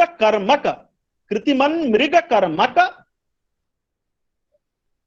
दर्शनानुकूल व्यापारानुकूल कृतिमास्त्वम् इति त्वत्पदार्थ मुख्य विशेष्यक शाब्दबोधः भवत्येव। मृग पदार्थस्य तत्र मुख्य विशेष्यत्वं नास्ति। मुख्य विशेष्यत्वम् इत्युक्ते प्रकारता असमानाधिकरण विशेष्यत्वं मुख्य विशेष्यत्वम्।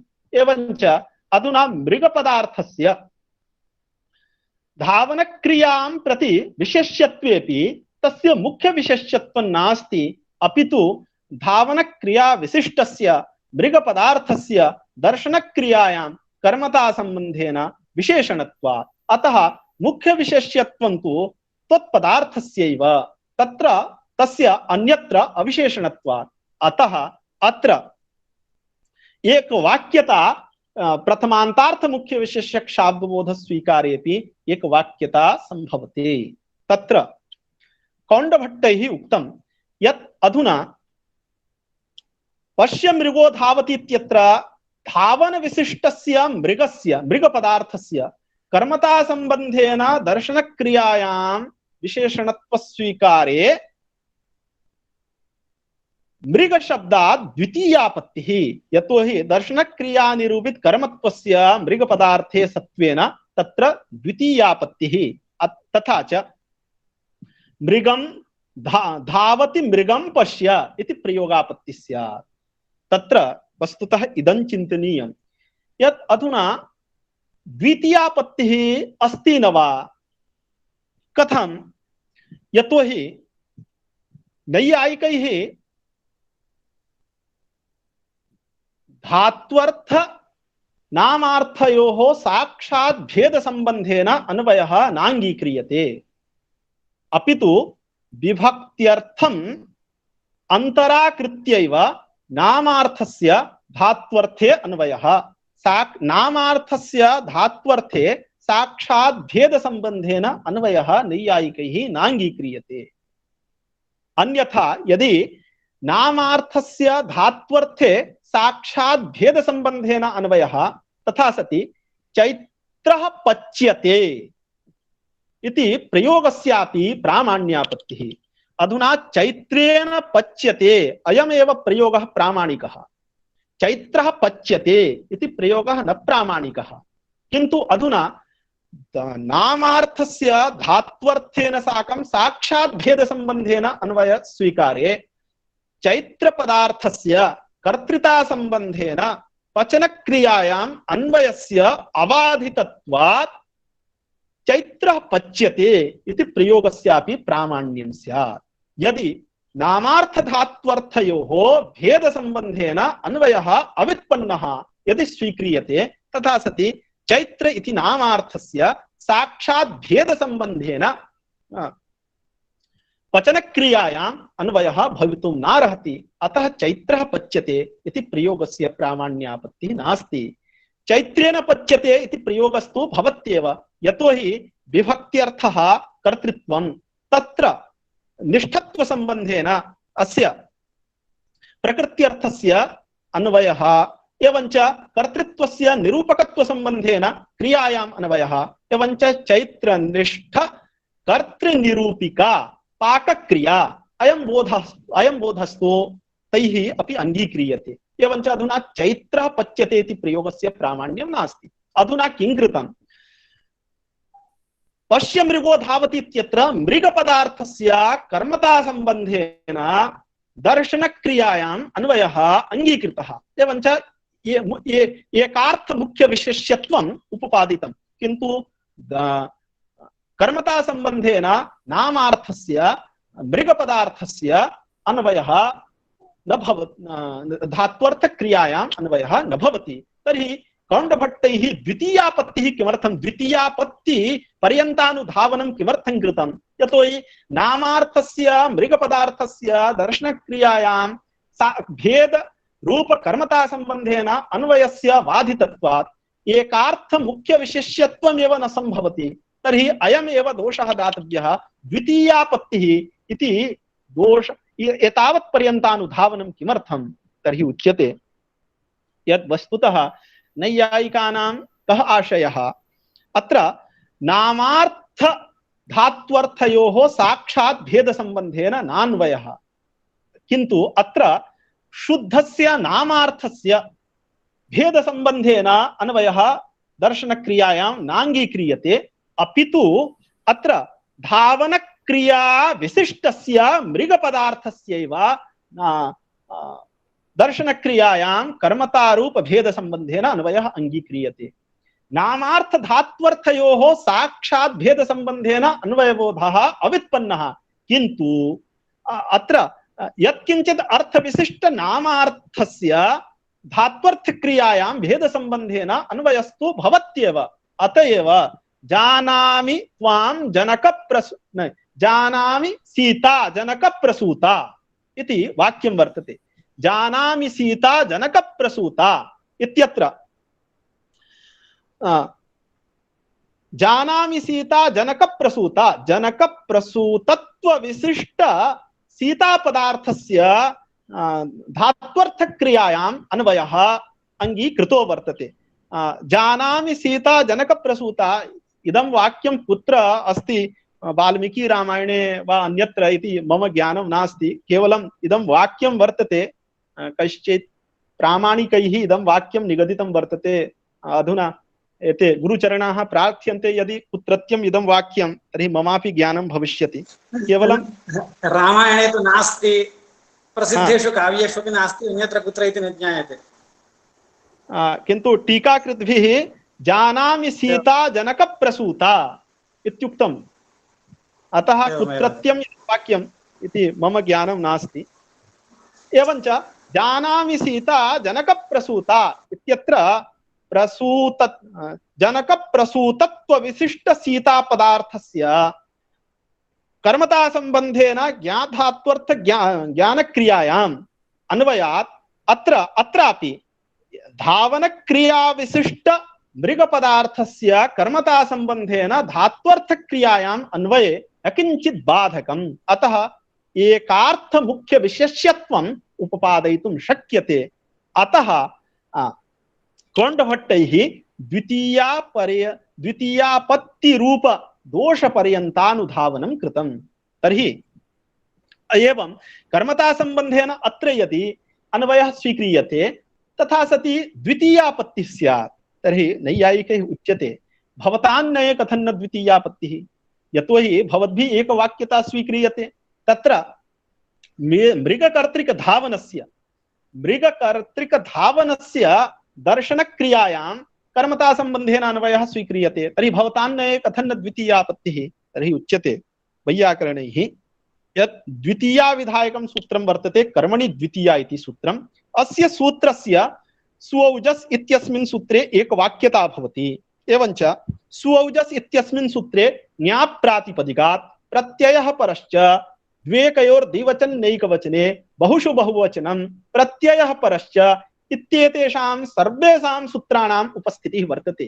एवञ्च सर्वेषां सूत्राणाम् उपस्थितौ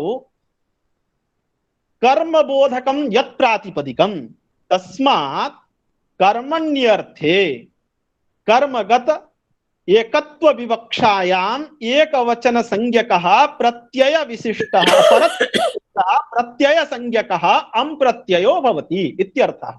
अर्थात् अं प्रत्ययस्य उद्देश्यतावच्छेदक कुक्षौ प्रातिपदिकत्वमपि प्रविष्टं वर्तते, यतोहि प्रातिपदिकादेव अं प्रत्ययः। तथा सति कर्मणि द्वितीया इत्यादि शास्त्राणां सुऔजस् इत्यनेन शास्त्रेण सह एकवाक्यतायाः सत्वात् अम् द्वितीया संज्ञकस्य अम् प्रत्ययस्य उद्देश्यं प्रातिपदिकम् एवञ्च प्रातिपदिकादेव द्वितीया विधातुं शक्यते।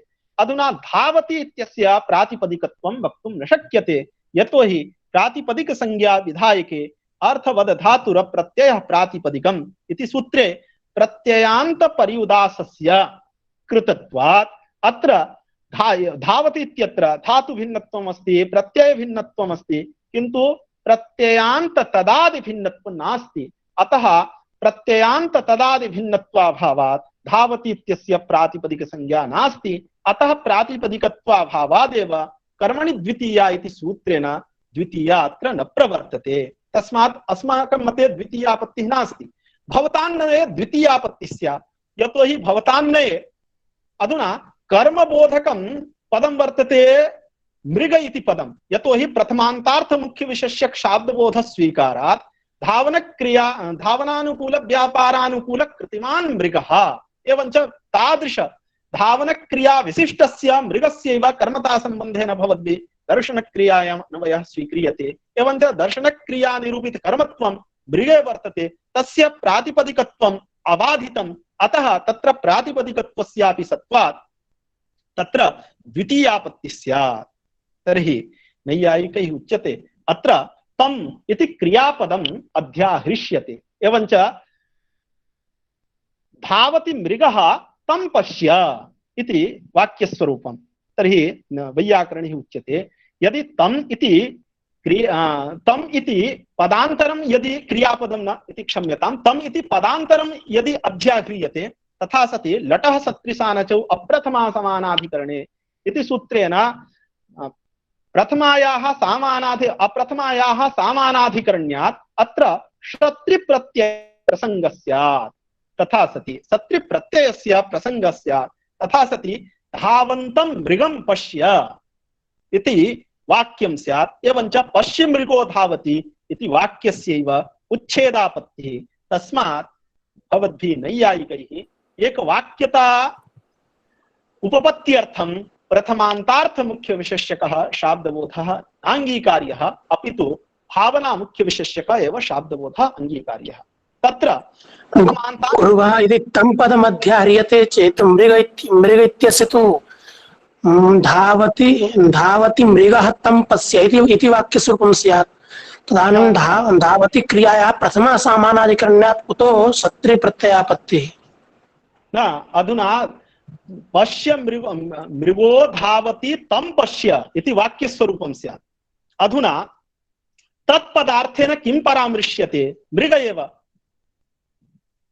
तत्पदार्थेन कः अर्थः परामृश्यते? मृग एव। तर्हि मृगपदार्थे दर्शनक्रिया निरूपित कर्मत्वं बोधितमेव। धावति अथवा पश्य इत्यत्र तु कर्तरि प्रत्ययः, धावति इत्यत्र कर्तरि प्रत्ययः, पश्य इत्यत्रापि कर्तरि प्रत्ययः। एवञ्च लटः शत्रिसानचौ अप्रथमा समानाधिकरणे। तर्हि अप्रथमा समानाधिकरण्यं केन विवक्षितं? तर्हि स्थानीभूत लटा एव, यतोहि स्थानीभूत लटा कर्तृप्रत्ययः उच्यते, अत्र कर्ता उच्यते। तत्पदार्थेन तु अधुना तम इत्यनेन तु कर्म उच्यते। एवञ्च कर्तृकर्मणोः सामानाधिकरण्यं नास्ति। यथा देवदत्तः पचति तं पश्य इति पचन्तं देवदत्तं पश्य, देवदत्तः पचति तं पश्य इति पचन्तं देवदत्तं पश्य इति उदाहरणम्। अत्र प्रथमा इत्युक्ते अप्रथमा सामानाधिकरण्यं कथम् उपपाद्यते? यतोहि लटा कर्तृरूपः अर्थः उक्तः, तम इत्यनेन तु कर्म उच्यते। एवञ्च कर्तृकर्मणोः सामानाधिकरण्यं नास्ति। अधुना लटा कर्ता एव उच्यते, कर्म न उच्यते। अतः लडर्थ कर्त्रा कर्मणः सामानाधिकरण्यं नास्ति। अतः अत्र अप्रथमा समानाधिकरण्यं जातमेव। अवगतम्? अवगतम्।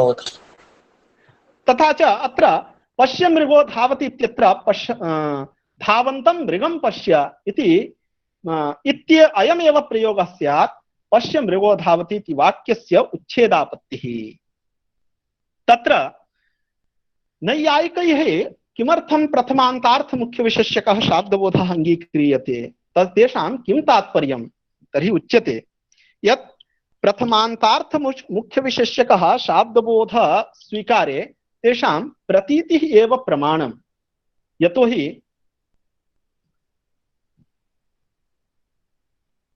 सर्वनाम संज्ञकेन शब्देन पूर्वस्य प्रधानस्यैव परामर्शो भवति सर्वत्रापि सर्वनाम संज्ञकेन शब्देन पूर्वस्यैव परामर्शो भवति एवञ्च अधुना चैत्रः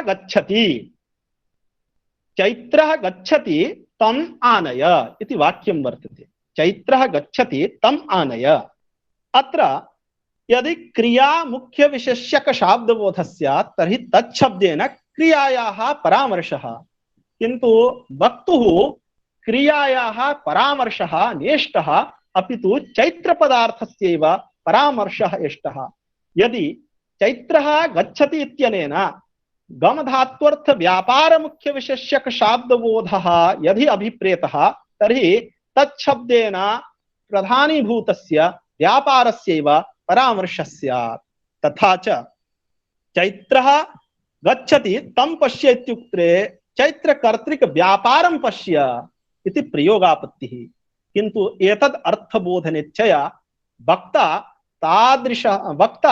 तादृशं वाक्यं न उक्तवान् वर्तते अतः अत्र प्रथमान्तार्थ मुख्य विशेष्यक एव शाब्दबोधः अंगीकार्यः एवञ्च उत्तरदेश संयोगानुकूल व्यापारानुकूल कृतिमान् चैत्रः इति चैत्रो गच्छति इत्यनेन वाक्येन बोधः तच्छब्देन चैत्र एव परामृश्यते एवञ्च अधुना चैत्रकर्मकं दर्शनम् इति उत्तरवाक्येन वाक्यार्थ इष्टः वाक्यार्थः उपपद्यते तस्मात् वैयाकरणैरपि सर्वनाम्नाम् उत्सर्गतः प्रधान परामर्शित्व नियमः वैयाकरणैरपि अंगीक्रियते अतः अत्र सर्वत्र तच्छब्देन प्रधानीभूतस्यैव अर्थस्य परामर्शात् प्रथमान्तार्थ मुख्य विशेष्यक एव बोधः अंगीकार्यः किन्तु वैयाकरणैः उच्यते यत् भवताम् इदं कथनं न युक्तं यतोहि सर्वत्र तच्छब्दे सर्वनाम संज्ञकेन शब्देन प्रधानीभूतस्य अर्थस्यैव परामर्शः इति तु वक्तुं न शक्यते यतोहि एकम् अहं लौकिकं वाक्यं गृह्णामि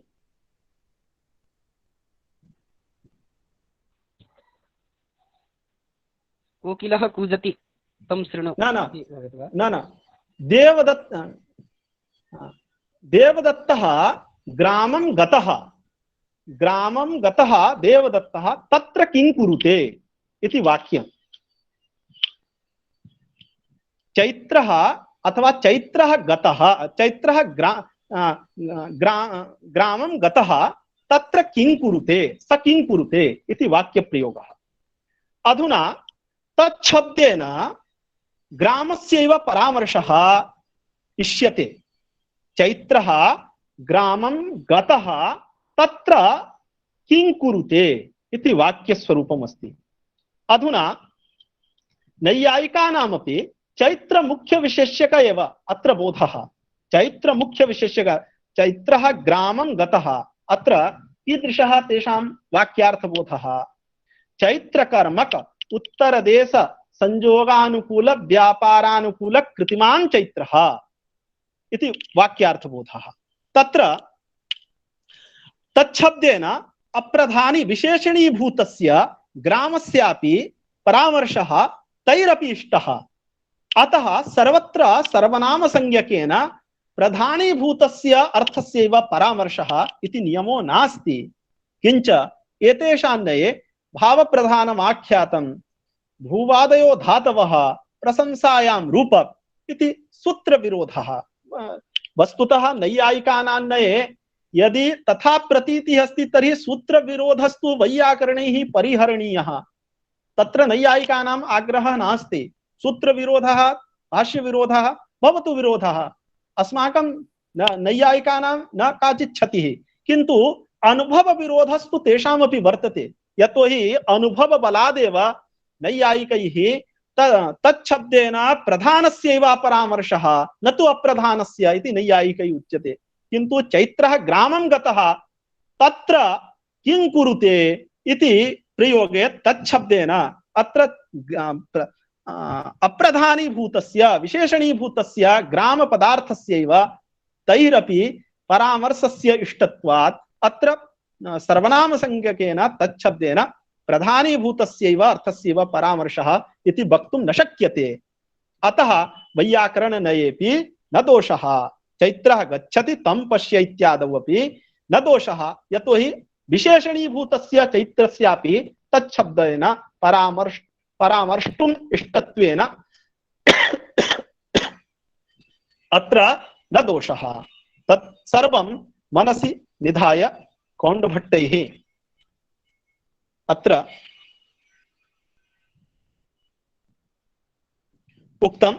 अपि च आख्यातार्थ प्राधान्ये तस्य देवदत्तादिभिः समम् अभेदान्वयात् प्रथमान्तस्य प्राधान्यापत्तिः।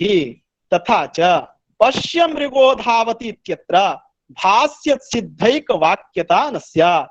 प्रथमान्त मृगस्य धावन क्रिया विशेष्यस्य दृशि क्रियायां कर्मत्वापत्तौ द्वितीयापत्तेः।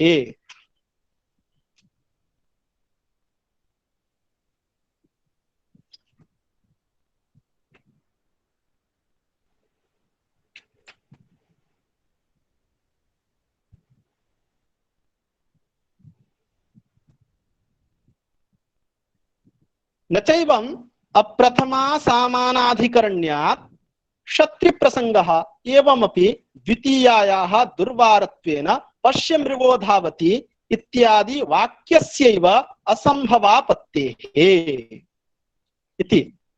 न च पश्य इत्यत्र तम् इति कर्माध्याहार्यं वाक्यभेद प्रसंगात् उत्कट धावन क्रिया विशेषस्यैव दर्शन कर्मतान्वयस्य प्रतिपादयिष्यतव्यत्वात् अध्याहारे अनन्वयापत्तेश्च।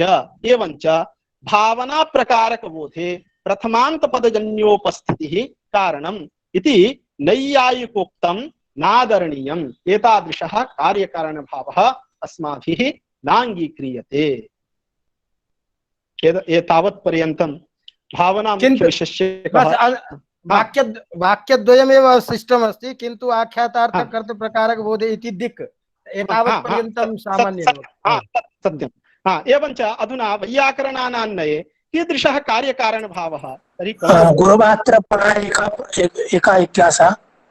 अधुना इमां पङ्क्तिं समापयामि, तदनन्तरं पुनः भवद्भ्यः अवकाशः दास्यते। एवं किन्तु आख्यातार्थ कर्तृप्रकारक बोधे धातुजन्योपस्थितिर् भावनात्वावच्छिन्न विषयतया कारणम् इति कार्यकारण भावो द्रष्टव्यः। भावना प्रकारक बोधं प्रति कृज्जन्योपस्थितिवत् धात्वर्थ भावनोपस्थितिरपि हेतुः का पश्य मृगो धावति पचति भवति इत्याद्यनुरोधात् इति दिक् इति कौण्डभट्टैः अत्र कार्यकारण भावः भावना मुख्य विशेष्यक शाब्दबोध स्वीकारे कार्यकारण भावः अत्र प्रदर्शितः। तथा ही आख्यातार्थ कर्तृप्रकारक बोधे धातुजन्योपस्थितिः भावनात्वावच्छिन्न विषयतया कारणम्। यथा देवदत्तः पचति इत्यत्र देवदत्त पदार्थः कर्तृता संबंधेन व्यापारक क्रियायाम् अन्वेति इत्युक्ते व्यापारात्मिकायां क्रियायाम् अन्वेति। तत्र यत्र देवदत्त पदार्थस्य विशेषणतया अन्वयः तत्र विशेष्यता संबंधेन धातुजन्य भावनात्वावच्छिन्न विषयतया भावनायाः उपस्थितिः वर्तते विशेष्यता संबंधेन। अतः तत्र भावना विशेष्यक एवञ्च देवदत्तादि प्रकारक शाब्दबोधः भवति। एवञ्च भावना प्रकारक अपरः एकः कार्यकारणभावः कौण्डभट्टैः दर्शितः। भावना प्रकारक बोधं प्रति कृज्जन्योपस्थितिवत् धात्वर्थ भावनोपस्थितिः हेतुः। क्वचित् तिङन्तस्थले भावना मुख्य विशेष्यक बोधः एवञ्च क्वचित् अन्यत्र भावना प्रकारक शाब्दबोधोऽपि भवति, यथा कृदन्तस्थले एवञ्च पश्य मृगो धावति पचति भवति इत्यादौ भावना प्रकारक अपि शाब्दबोधः। तत्र भावना प्रकारक शाब्दबोधं प्रति कीदृशः कार्यकारणभावः? तर्हि कौण्डभट्टैः उच्यते भावना प्रकारक शाब्दबोधं प्रति धात्वर्थ भावनोपस्थितिः कारणम्। धात् इत्युक्ते भावना प्रकारक शाब्दबोधं प्रत्यपि धात्वर्थ भावनोपस्थितिः कारणम्। पक्ता इत्यत्र भावना इत्युक्ते व्यापारः, व्यापार प्रकारक शाब्दबोधः वर्तते, तत्र धातुजन्य व्यापारोपस्थितिः वर्तते, अतः भावना प्रकारक शाब्दबोधं प्रति धातुजन्य भावनोपस्थितिः कारणम्। एवञ्च पश्य मृगो धावति इत्यत्र धावन क्रिया रूप भावना प्रकारक शाब्दबोधः भवति, तत्र धावि इति धातुजन्य भावनोपस्थितिः वर्तते, एवञ्च कारणमपि अस्ति कार्यमपि अस्ति, अतः तत्र बोधः। पचति भवति इत्यत्रापि पचिक्रिया भवति क्रियायाः कर्तृयो भवन्ति इति कथनेन अत्र पचिक्रियारूप भावना प्रकारक भवन क्रियारूप भावना मुख्य विशेष्यक शाब्दबोधः, तत्रापि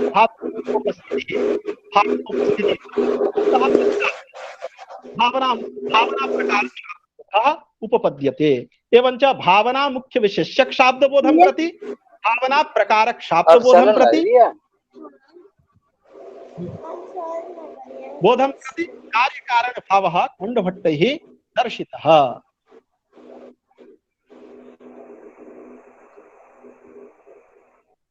गुरुजी इतोपि अग्रे? नहीं, बस आज तो महान संतोष। हाँ, अश्विनी कुमार अस्ति कश्चन प्रश्नः? पर्याप्तं अस्ति कश्चन प्रश्नः? मनो तस्य अश्विनी कुमार। हाँ, अश्विनी अस्ति गुरुवार। हाँ, उच्यताम्। अत्र न च पश्य इत्यत्र तमिति कर्माध्याहारं वाक्यभेद प्रसंगात्। अत्र पूर्वं प्रतिपादितमासीत् तं पदम् अध्याह्रियते चेत् शत्रुसानच् प्रत्यय प्रसंगः इति प्रतिपादितमासीत् पूर्वं। तर्हि अत्र ग्रन्थकर्त्रापि एवमेव अत्रापि वक्तव्यं स्यात्, यत्र शत्रुसानच् प्रत्यय प्रसंगः एव, तर्हि वाक्यभेद प्रसंगः इति कथम् उच्यते? हाँ, अधुना वाक्यभेदः कथं स्यात्? यतोहि देवदत्त मृगो धावति तं पश्य। अधुना यदि पूर्वं मृगो धावति इत्यस्मिन् अंशे मृगपदार्थस्य विशेष्यत्वं मुख्य विशेष्यत्वं एवञ्च मुख्य विशेषस्यैव मृगपदार्थस्य तच्छब्देन परामर्शः, मुख्य विशेषस्यैव मृगपदार्थस्य तच्छब्देन परामर्शः, तस्य च कर्मता संबंधेन पुनः दर्शनक्रियायाम् अन्वयः इति तु सत्यं। किन्तु अधुना मृगो धावति इत्यत्र धावनानुकूल व्यापारानुकूल कृतिमान् मृगः, अयं तु वाक्यार्थबोधः नैयायिकैः पूर्वं वर्णनीयः। तदनन्तरं तं पश्य इत्यनेन तच्छब्देन तादृश धावन विशिष्ट मृगस्य परामर्शः एवञ्च तत्कर्मकं दर्शनं। तर्हि तं पश्य इति वाक्ये धावन विशिष्ट मृगस्य कर्मता संबंधेन दर्शनक्रियायां विशेषणतया अन्वयेपि पूर्व वाक्ये तु मृगस्य मुख्य विशेष्यत्वम् अस्त्येव। तर्हि वाक्यभेदस्तु वाक्यं भिद्यते एव, एकवाक्यत्वं न भवति। एकवाक्यत्वं नाम पूर्वं प्रतिपादितं खलु, एकार्थ विषयक एकार्थ मुख्य विशेष्यक शाब्दबोधजनकत्वम् एकवाक्यत्वम्, एकार्थ मुख्य विशेष्यक शाब्दबोधजनकत्वम्। अत्र एकार्थ मुख्य विशेष्यक शाब्दबोधजनकत्वं नास्ति।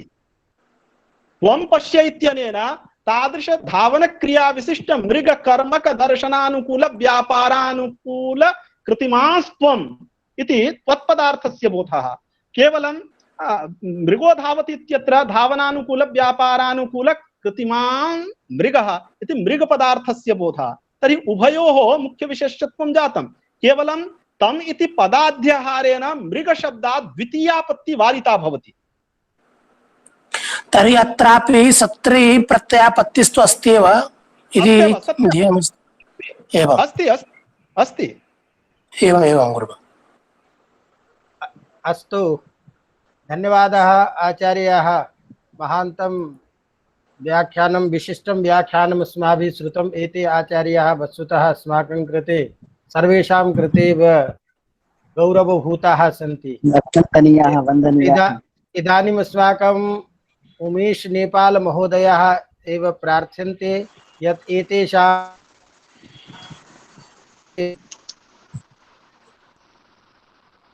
आवाज नहीं आ रही। आवाज आ रही है क्या? आ रही है, आ रही है, आ रही है। गुरुजी आपकी आ रही है। हेलो। आ रही है, आ रही है। ठीक है कि आप लोगों की आवाज ढंग से आ नहीं रही ना विश्वविद्यालय में। आपकी आ रही है। ठीक है। तो अद्य पंचभ्यः दिवसेभ्यः, पंचभिर्दिवसैः, पूरा तो नहीं हुआ है, कैसे बोले अब? जी अभी तो चल ही अपवर्गेण रहा है। तृतीया होगी।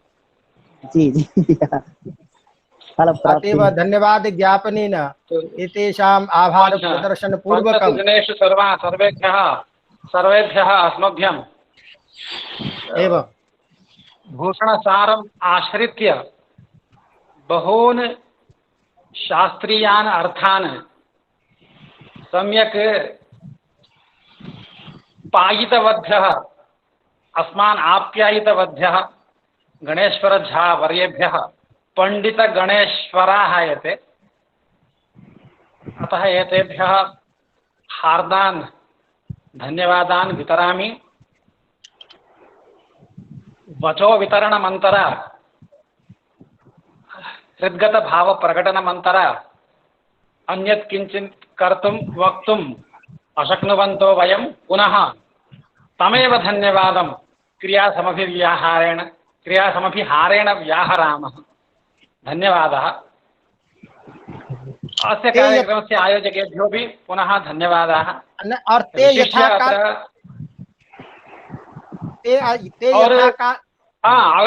अग्रेतनं कार्यक्रमं अस्माकं संयोजकवर्याः वक्ष्यन्ति, राजधरमिश्रवर्याः। श्वः तावत् अस्माकम् इच्छा आसीत् गणेश्वर झा वर्याणामेव व्याख्यानं भवेदिति, परन्तु तेषाम् उपवासः इत्यादि कारणतः क्लेशः मा भूदिति अपरे विद्वांसः अस्माभिः प्रार्थिताः सन्ति। ते प्रायः आगच्छन्ति, तैः ओम् इति स्वीकृतिर्दत्ता वर्तते, परन्तु वयं गणेश्वर झा वर्याणां सान्निध्यमपि श्वः अवश्यं